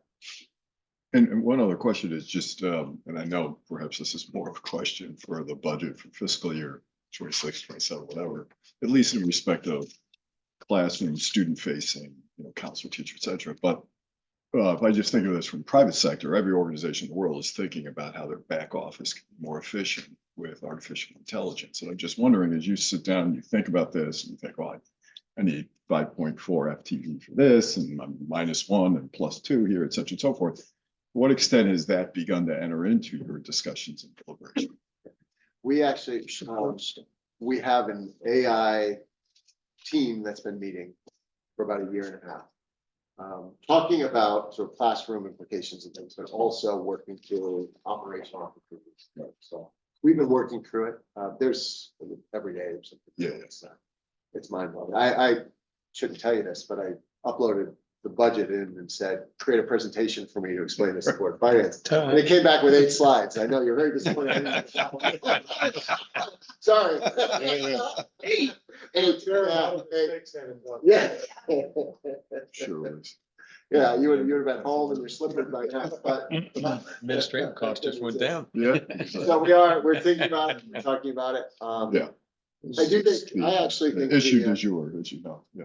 Yeah, well, and of course, there's all of the student side. Yeah. But it's absolutely changing the world.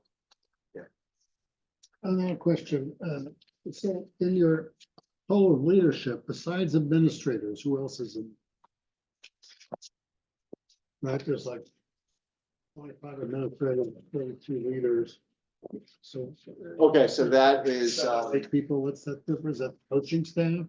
no, I believe that would be our program leaders, so it would be got Michelle Santilli in our food service and Dan Clark. And let me make sure that.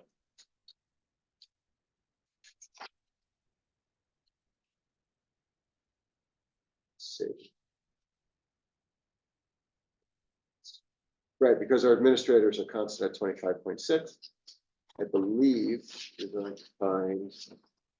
The head of the departments like Roy Walder in transportation, Right. Dan Clark in facilities, Michelle. Athletic director, Santos. where's that, is that leadership role? Where do you think that? With services? No, the athletic director? When you have them in the other school-wide, when you cut it in one direction, but in this other part, you know, I'm just wondering where they fall in. Oh, there it is. Other student. Yeah, again, Chris, I want to make sure I give you the right answer. I'll break it. Okay, Okay.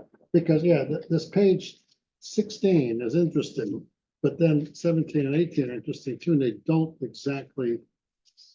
The totals are there, but Right. What's flowing there's a into what? translation going on and I'm not figuring. We'll be speaking the same language. so. All right, good, thank you.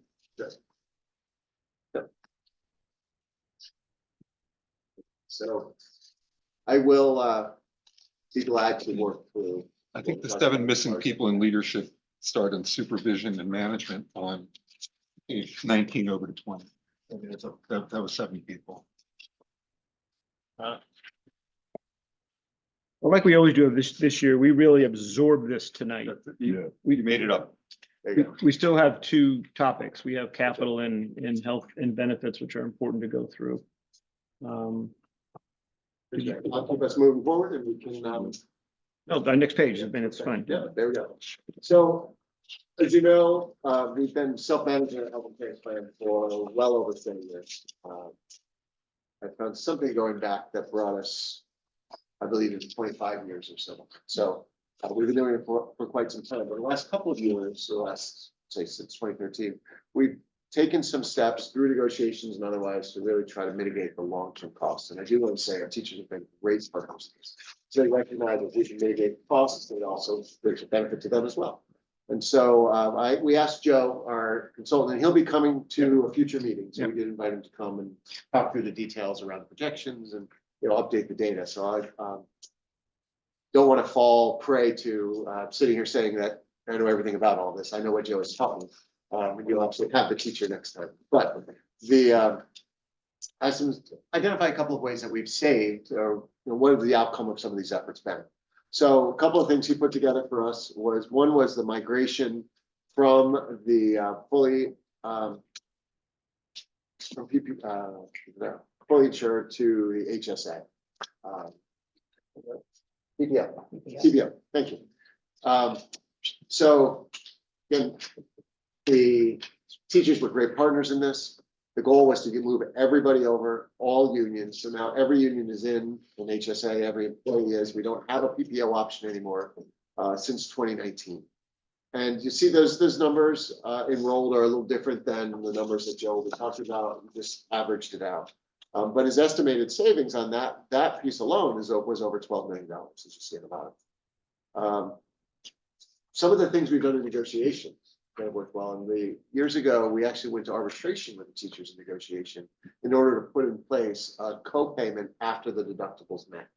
And it's a 90-10 split. So the plan's still paying 90%, but we felt that it was important for people to stay in the game. We won this through arbitration. And since doing that with the teachers, it's now in all of our plans with all of our employees. And the philosophy is keep some skin in the game as you're going through, even though it's 10%, there is still an out-of-pocket maximum. You know, the plan is designed to, you know, take care of the people that are in it, that are investing, of course.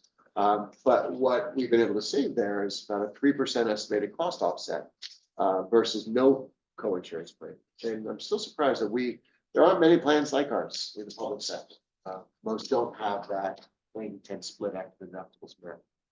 But it does help us about $436,000 per year for the cost offset overall.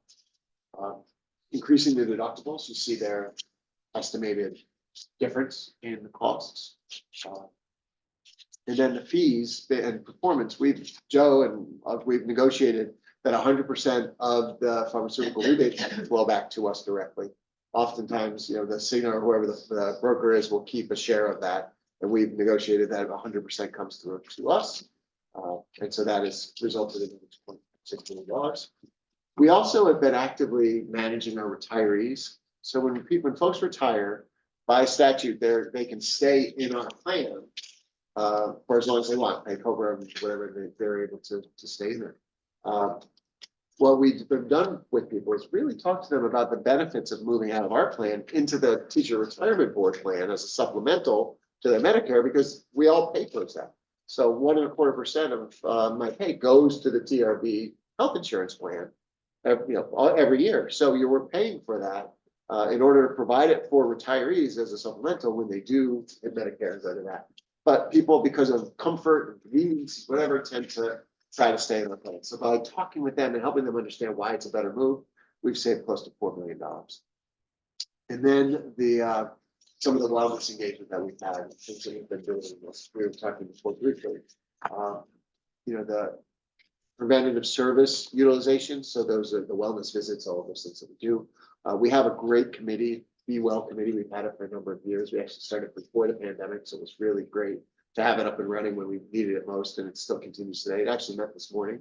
And they work at each of the buildings. The representatives are there and talk about how can we continue to make health and wellness part of being an employee in school. It's more than just having coffee and donuts in the morning. It's like sort of health challenges, things like that. It's hard to quantify what that means, but there's certainly high utilization of the preventative services. Plus, a few years ago, about 5 maybe, we brought in an employee assistance plan, an EAP. And we actually worked with Cigna to make that available to every employee, not just those that take Cigna insurance, but any employee in the New Canaan Public Schools that needs to access it has access to that EAP. And we continue to see a good utilization right there, which I think is important.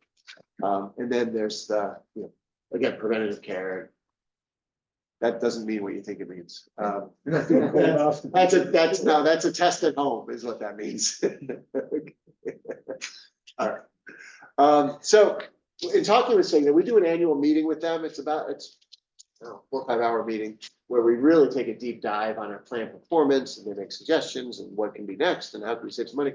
In talking with them, they tell us the overall trend in healthcare spend in Connecticut since 2019 has been 9.5%. So I thought that would be a good measure to use, because it was in 2019 that we had everybody in the HSA. So the blue line is the 9.5 trend from our number, and the green line is our actual. And that's our actual gross. So that's not net of stop loss reimbursement, because I wanted it to be plan performance, right? So I thought that was a more accurate representation. So if you actually dig into the stop loss reimbursement, we've got a couple of $1 million. Let me just in 22 we had $3.2 million in stop loss. And in 23 we had 1.4. So the number is even lower. So we're working. Healthcare's hard. There's always going to be up years, down years. We see the number that we have in the budget right now, and I'm going to get to why that number is as large as it is. But overall, our plan has performed well, and in part because of the negotiations and the conversations we've had, and because our teachers have worked hard to really be good, and all of our staff. I say teachers because it's by far the biggest group, but everybody has been really good partners with this. We've looked at all kinds of solutions. Years ago, we looked at the state plan. Would that be a good move for our employees for the district? And we've looked at all different ways. Really keep coming back to this plan and the design of the plan being appropriate. A good plan. So another slide with way too many numbers. I'm going to break it down in a second. But it's just important to see a couple of trends. And again, it's the pandemic years are hard for testing and assessments. They're tough for healthcare because of the disruption it caused. But if you look at each of the columns is a year. It's a plan year. So our plan runs September to August. So new members. Yeah. So that's important to remember. Fiscal year, July to June. Right. This is just offset by, Our September. plan year starts September 1, right? But our fiscal is July 1. So there's those 2 months of overlap. So we tried to figure out how can we represent that clearly, just into this visual. So the coloring is the fiscal year. The column is the plan year. And as you look, if you start in 2018-19 and look down, you see the total net paid. So this is net of reimbursements. was 11.5. And then in 1920, because of the pandemic and the shutdown, it was lower, 10.8. And then utilization started to pick back up in 2021. And you see 13.2. And then you see 13.7. And then last year we were at 14.9. Now, those are your totals as you go across. Now, one of the challenges with projecting the healthcare is first, we're trying to figure out today what the plan is going to cost September 1 of 24 through August 30th of 25. So that's a challenge, right? As we're trying to do all of that and figure all those things out. And so what happens is you have trend and you have months of trend, and every month of trend is another month of compounding. So the further out, the more variability in the number, the larger the number. We know that.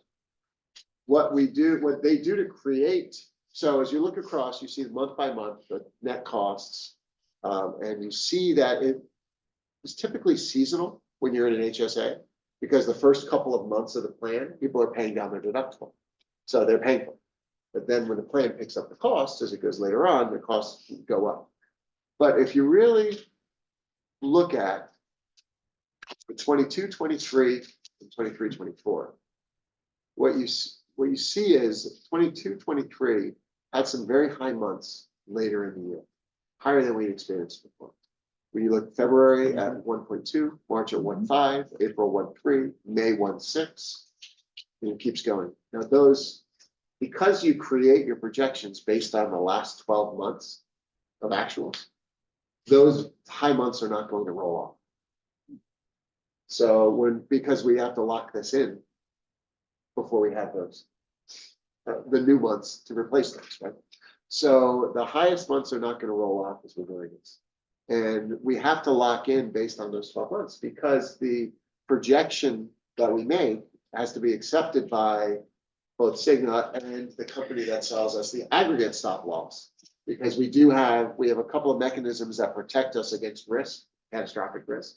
One is the individual stop loss. So any one person in the plan can't cost the plan more than $300,000.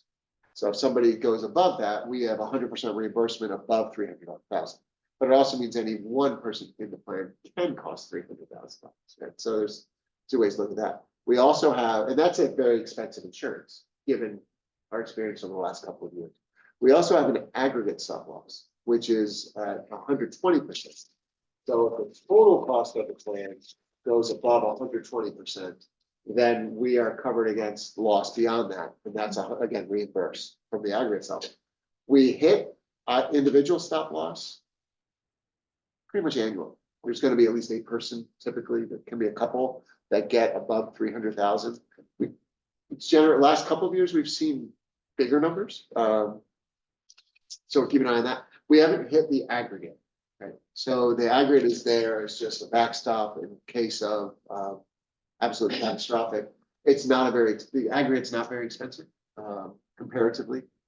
The individual it costs over $1 million because of the risk that they're assuming. Comments? Two questions for you. One, you just make sure we understand what you're saying on the first point, which was we have to pick a number based on the trailing 12 months. And that clock started in December going back 12?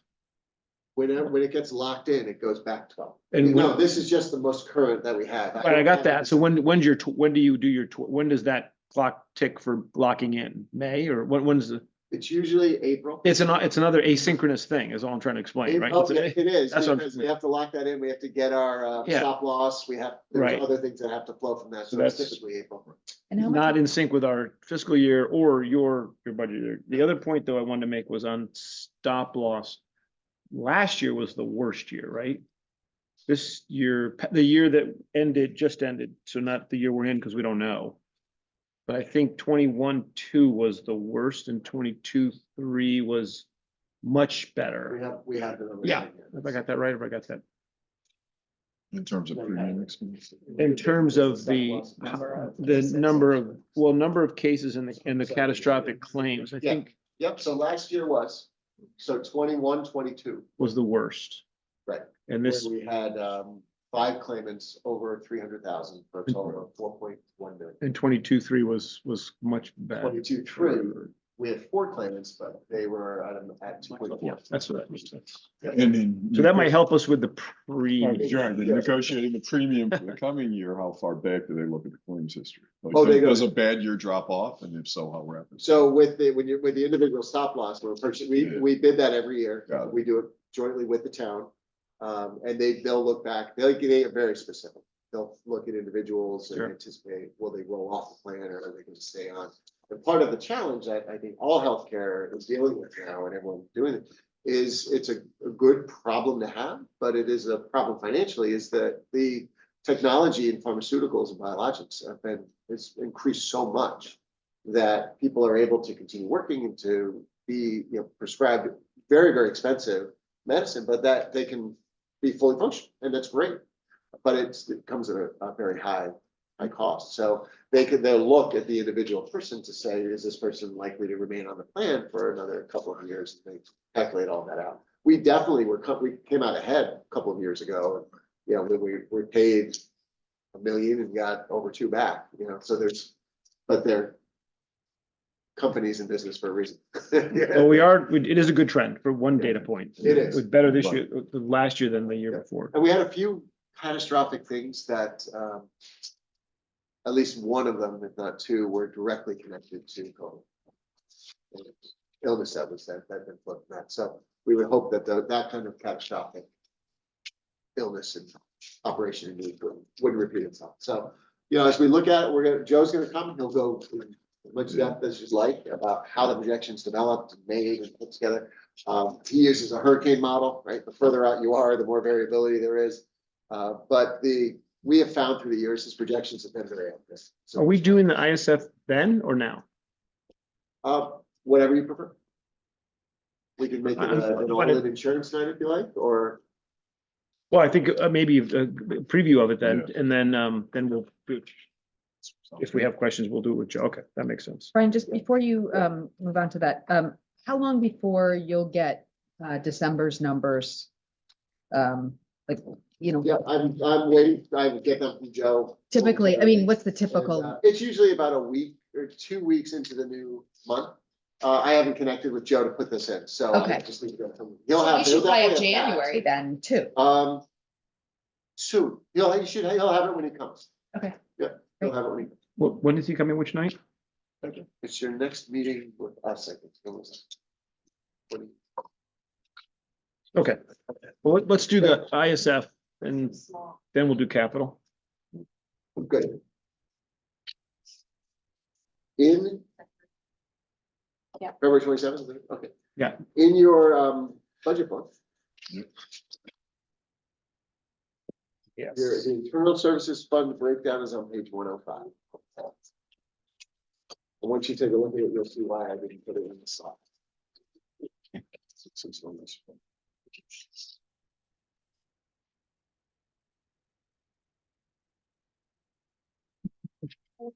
What of that? It's the district-wide tab. Last page. Yep.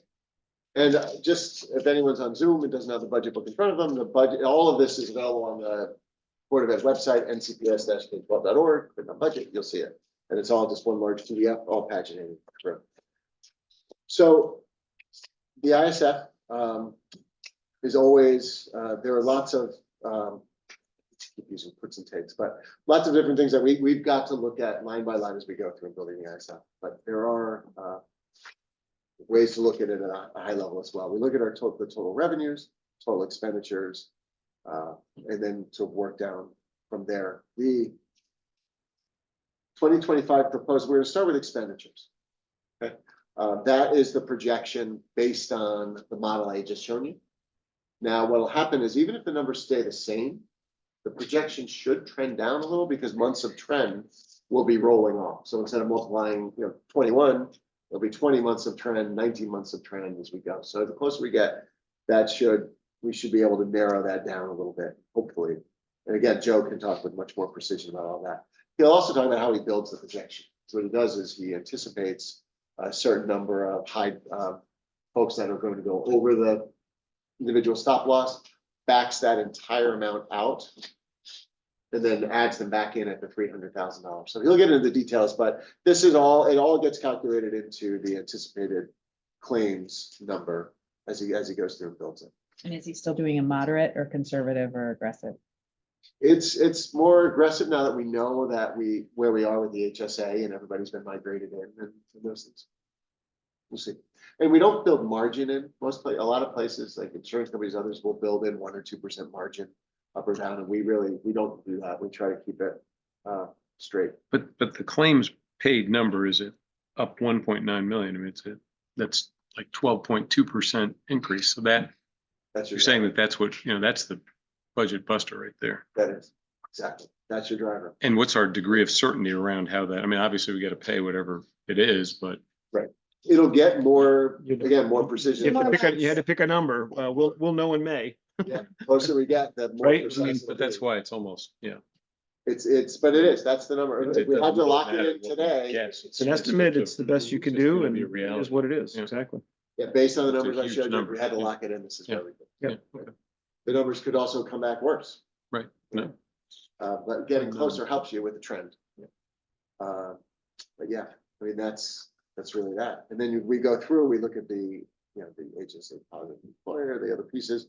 I mean, you can go down and then the stop loss number, that is a tough one, right? So we're That's an estimate. anticipating an increase from about 1.8 to 2.1. So everyone understand, that's also an estimate. That is. Yeah, so just Yep. you have to take your best pick. And we We had understand an that. agreement with the company that was giving us stop loss, that we've gotten stop loss through, that they couldn't go up more than 50% in a year to year.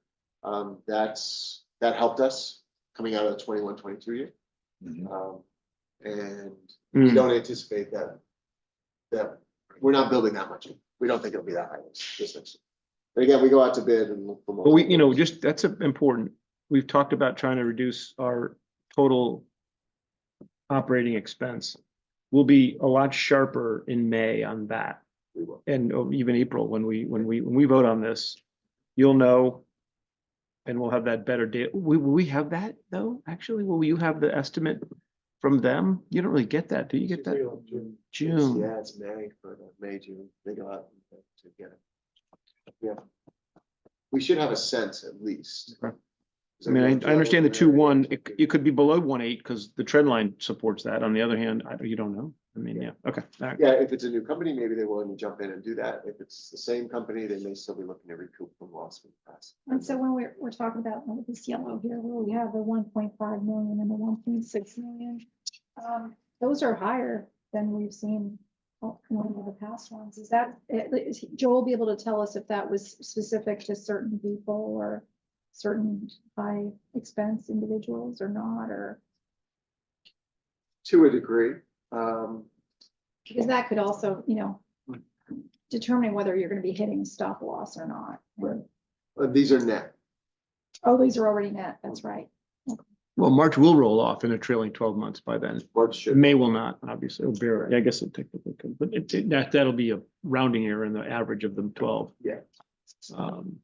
Or is it just The stop loss general matters. health inflation? I mean. The stop loss matters. That is a very big number, a very big jump, which Well, we hope if is a. If you look up at September, October, November, we replace lower months with higher months. Yeah, yeah, the whole one. Yeah. Well, we're looking for some savings there for sure. Oh, absolutely, everywhere. As we can. But you're right, that biggest driver right there is Yeah, that we the can't. anticipated claim, so we Yep. are all, Okay. we're all hoping, we're all holding our breath. But as you go through and build out the expenditures, you get to the 20.736.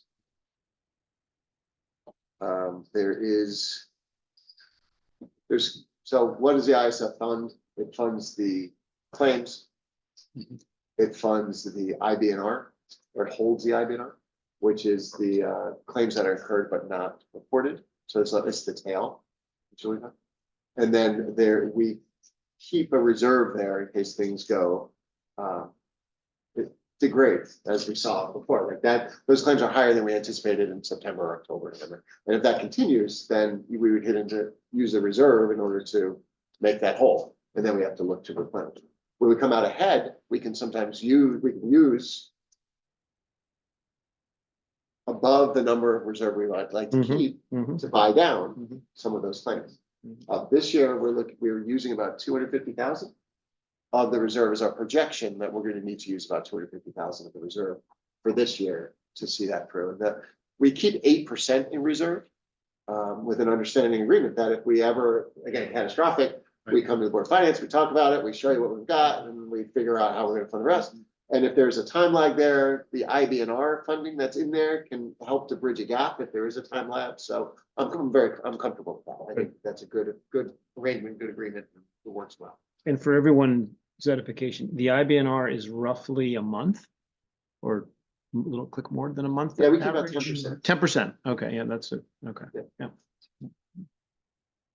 So and at about 10%, so if the claims go up, then you have to top it off to do whatever the plus is. If you have to use a little bit of the reserve, you have to also, so top that up. In an ideal execution of the plan, you would have your reserve set at 8%, IBNR at 10%, your claims would be budgeted, you'd hit your claim number exactly.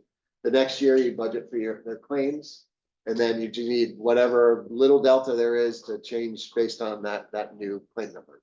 Right? It has yet to work out quite that way, but the best way is that if you project your claims and budget for this, and then you beat your claims as you go through the year, you have more reserve than you need for the IBNR and the reserve. And then again, you're able to buy that down. We've done that through the years very successfully. Matter of fact, coming out of COVID, we were looking at, I think, $4 million that was unspent in there that we were able to use and to apply and whatever. So, the plan has served us very well. This year, I don't want to say it's a tough year because unfortunately, we don't have a gap to make up. Right. Because what's happened in the past, sometimes we cut it so thin that there was a gap and then we'd have to refund that. If we just, look, we've got the 250 and then whatever little delta there is, and then those claims. And it's not all the claims in that we do have some contributions that come in. We have our employee contributions at about 2.5 million.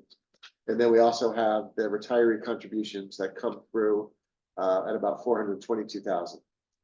Now we do have some other income that comes in, the RX rebate that comes through at about 600,000, and that's down in the expenditures because of spend it to get it back or whatever else.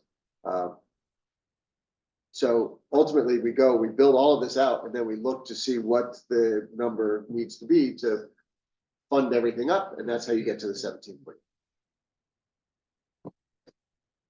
Any And if you questions? look back to the 22 actuals, again, that we were using money that was saved in COVID Right. in order to get down to an 8. Well, How are we like I said, doing on the 2024 budget? Are we getting close to our estimated claim? That's where we're anticipating needing to use about the 250, the 250,000. So the 15.538 million, you're expecting to use the 250,000 to get to that 15,000.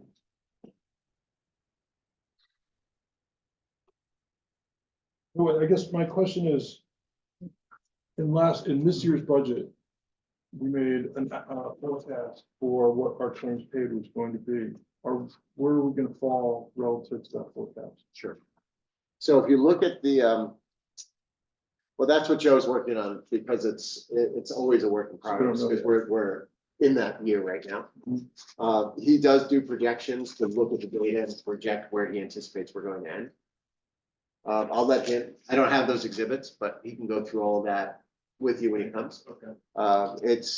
So he's doing that projection to see where he anticipates we're gonna end, and then he's doing the projection for next year as he builds that out as well. So I'll let him walk through that. It's better to hear from an actuary. so unless there's questions on this, we've got stop loss, actual, everything else, still moving pieces. We'll get a little more input from a benefits point of view and ask questions of Joe. And then in a few months, we'll have a little sharper pencil and we'll know a little, right? I think that's the play. Okay. Yep. Everyone okay with that That's right. for tonight? And what we've always done with insurance is if we get improved projections. Yeah. It just comes up. Exactly. I mean, it's, Yeah. like we said, the claims are the place, right? So if we say we're gonna spend X, but actually the projection comes in X minus whatever, we revise that right along the way. Or vice versa. That's harder, to be honest with you, that we can't, because once the Board of Finance is done with the budget, we can't add to the budget. Right, so that becomes a little bit more challenging, but we've been able to navigate that. Well, what do you mean? Say that again. So town council cannot add to the budget. They can't add it. No, but You can add. yeah, we can. We could do a special appropriate. We could do something if we have. That can come Yeah. back outside of the budget. Come to us. I didn't want to leave that hanging out there. Oh, no, thank you. Yeah, no, I don't want to give the impression that Thank you. it's been anything but fully behind meeting our obligations. Yep. All right, capital.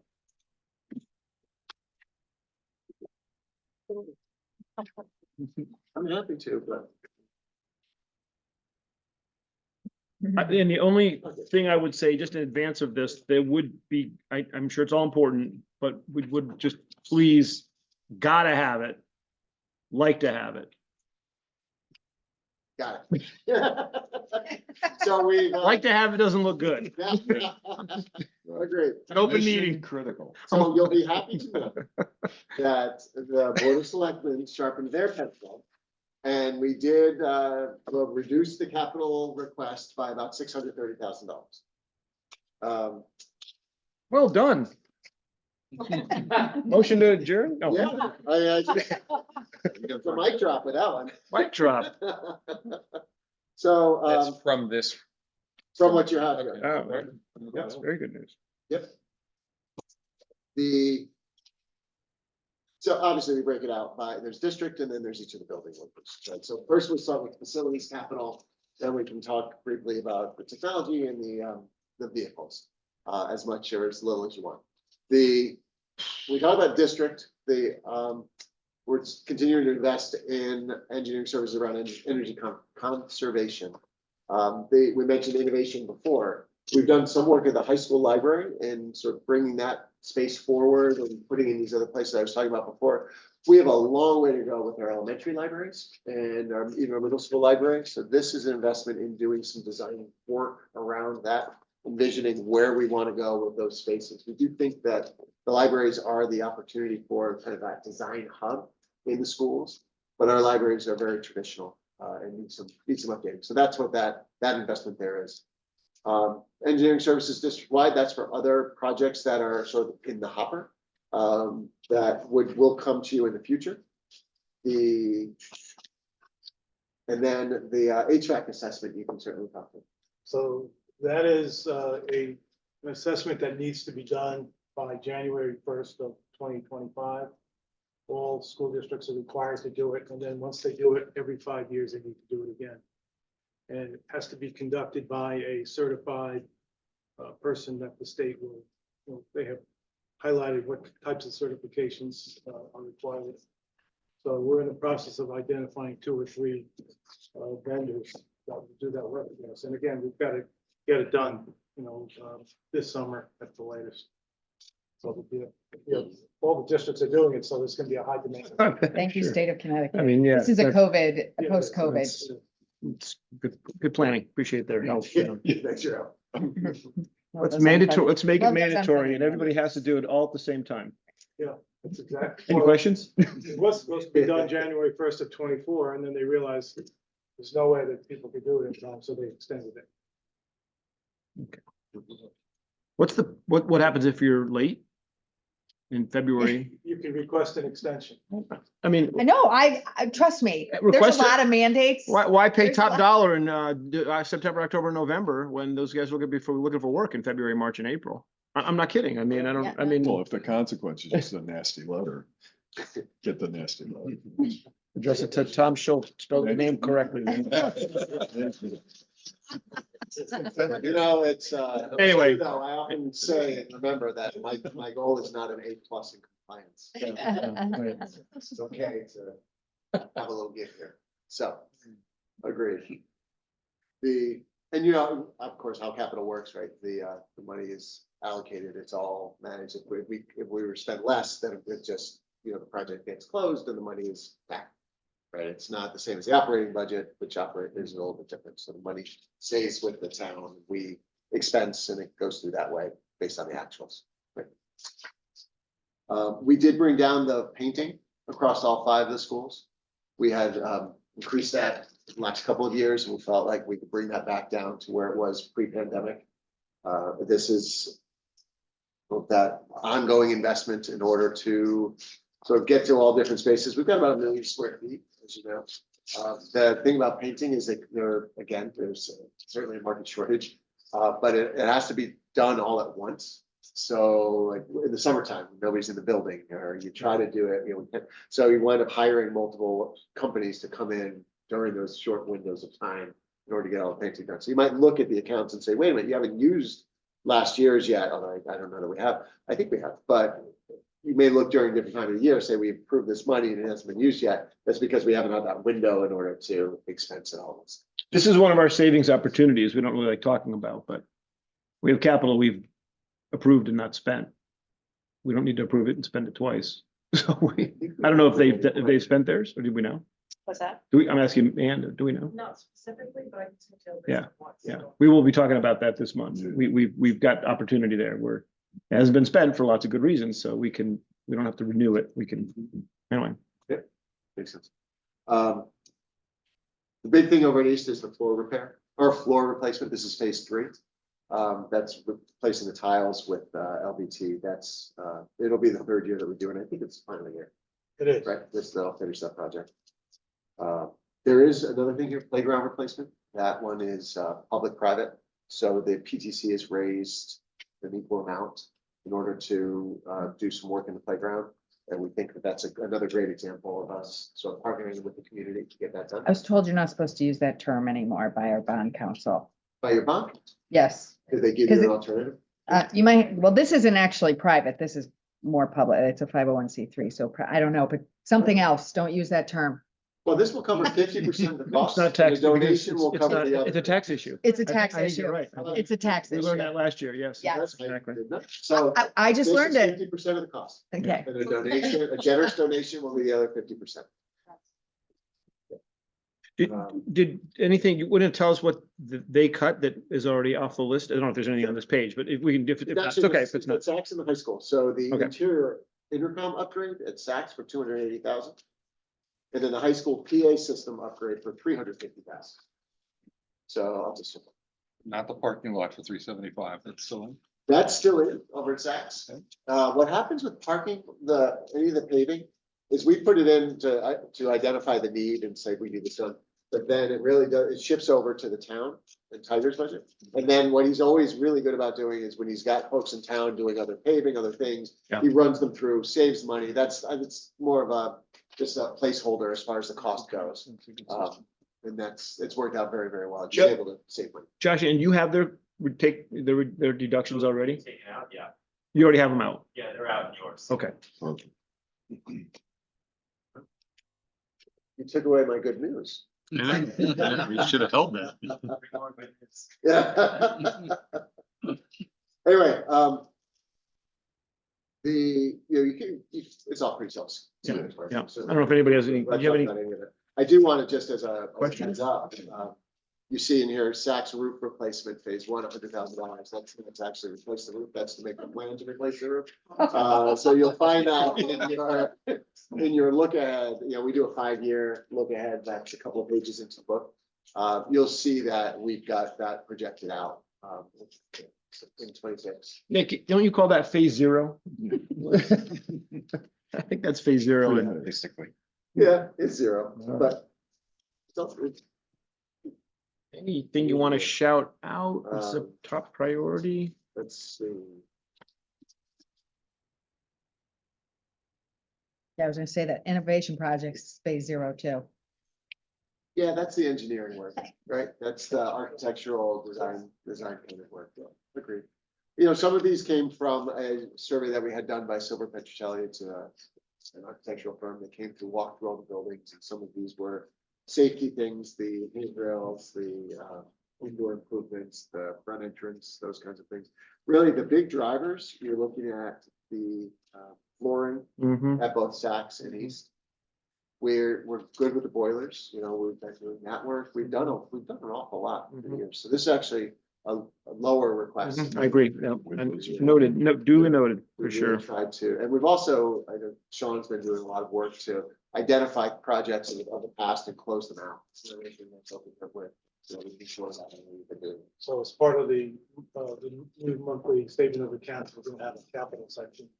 And with a focus to close out the projects that are, you know, older than 2 years. Mhm. So we're focused right now, we have one project in 18, one in 19, I think 2 or 3 in 20. So we're focusing, it's about 12 projects that we'd like to close as soon as possible. Do we, you know, we don't look at that list when we do ours for the town, do we? We do. We have that on our, okay, We did last year at the end of June. Okay, okay, good. Okay, good. Yeah, that's helpful. Yeah. Yeah, during the summer, we closed out, I think it was about 350,000. In total, in all of them. it's really Okay, perfect. great. Okay, So we'll do that. okay. Yeah, we'll take a look. We can continue talking about it. The vehicles, we're continuing on the same replacement per year. It gets us about 7, 8 years or so, and typical for each of the vehicles. And you know, that seems to work well. We've tried to repurpose them with mixed success, where one is rolled out, not reliable enough for the kids, or has Right. too many miles. We've tried to use it for our in-house maintenance or other things like that. So we've tried to be creative where we can. The Is there a traded market? Is there a market for them? No. There was not much. Not much. I mean, the vehicles that we buy are pretty stripped down. You know, they're not $100,000 vehicles that people are trying to, these are, you know, really they're for that purpose and that utility. We do use the Suburbans intentionally. They're, it helps a lot to standardize. We used to have caravans and other kinds of vehicles, and you know, this way they're all the same. They convert well for wheelchair access. And we've had to order a couple of more wheelchair vans given the move-ins population that we have. We can have a spare or two, you know, as we go, which we needed to, but they've served us very well. The only real struggle is the time.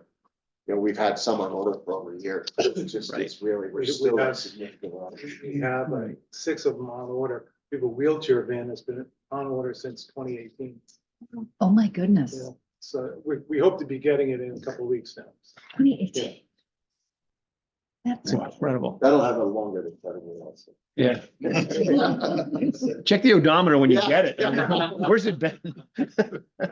Is there a revenue opportunity to kind of trade your place in the queue? That must be what happened. Right. That's what happens. Guys, Questions on capital for anybody? Did somebody, Victor? I actually have a question about that, because we saw this in the DPW. Did people come in and front run you and get it before you? Because that actually happened in DPW. So I'm like, is that what's happening? From 2018? Yes. Wow. What was the original, and that doesn't really matter at this point. I wonder what the original lead time was, and then they hit COVID, and then that probably happens, probably right. Yeah, remember we had the chip shortage coming out of. Yeah, sure. Well, we didn't pay up for it. Locked in our price. It took 6 years, but we didn't pay for it. And we do, you know, on the Suburbans, we pay the state bid price and all that stuff, so it's all done. This particular one is from that, through their sales line. This Okay. wheelchair van Okay. and support. Questions, other comments on capital for now? No? Anybody? Good, okay. Closing thoughts? Anything else you'd like to share with us? Well, just that, first, thank you. You've been very patient. You've very thoughtful with your questions. I always we all look forward to talking about the budget, talking about the results, right? The outcomes and what the investment means. And it is, I guess closing thought is this: it's easy to think of this as an expense, but it's not. This is an investment. Board of Education's budget each year is investments in our community, in our kids, in our schools, in our future. You know, I mentioned at the very beginning that the work we do is aspirational. You know, when we come in, I think it's the most important work on the planet. I've heard you say that multiple times, and I really do believe that. And I think that there's no better place to do it than here in New Canaan. It's this in a community that really understands and values the work that we do, supports it, and really is our genuine partners in the work that we do. So I look forward to the conversation that we're going to have. I'm grateful for the opportunity to explain what our thinking was. Very interested to continue to learn from each of you. So looking forward to coming back in a couple of weeks. Between now and then, hopefully we'll keep the conversation going. I owe you a few things and I will definitely get those to you. Other thoughts or questions arise, please, do you want to come to me? Yeah, I think bring them, you can just bring them to me and Chris, if you'd like, as, you know, we're just for representatives on the liaison Bounce point of them view. over and we'll just. go Same that thing, way. if we have something, we will pull together back to you. Just so everybody knows, having gone through the preliminary view, I did ask to see if there's a way to find $1 million of operating costs that could come out of the budget. It's less than 1%. It's never easy. It's easy to say, it's easy to ask, but it's not easy to do. I appreciate that, but then Brian might have shared that exact feedback to me.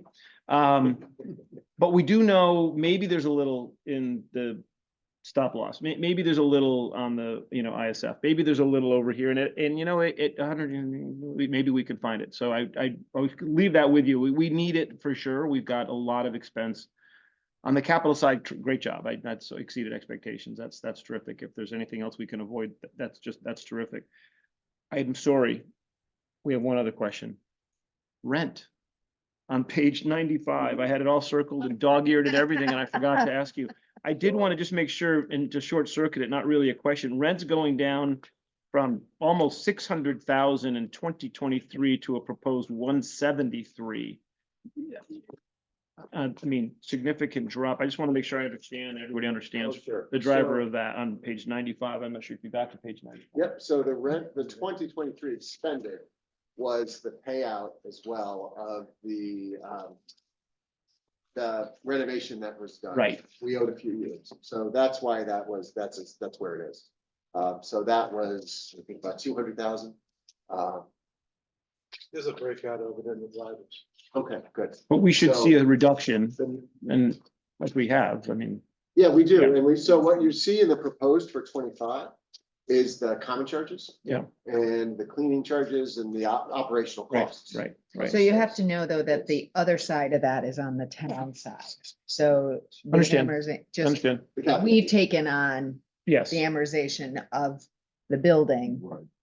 And so it lowers the Board of Ed's operating budget.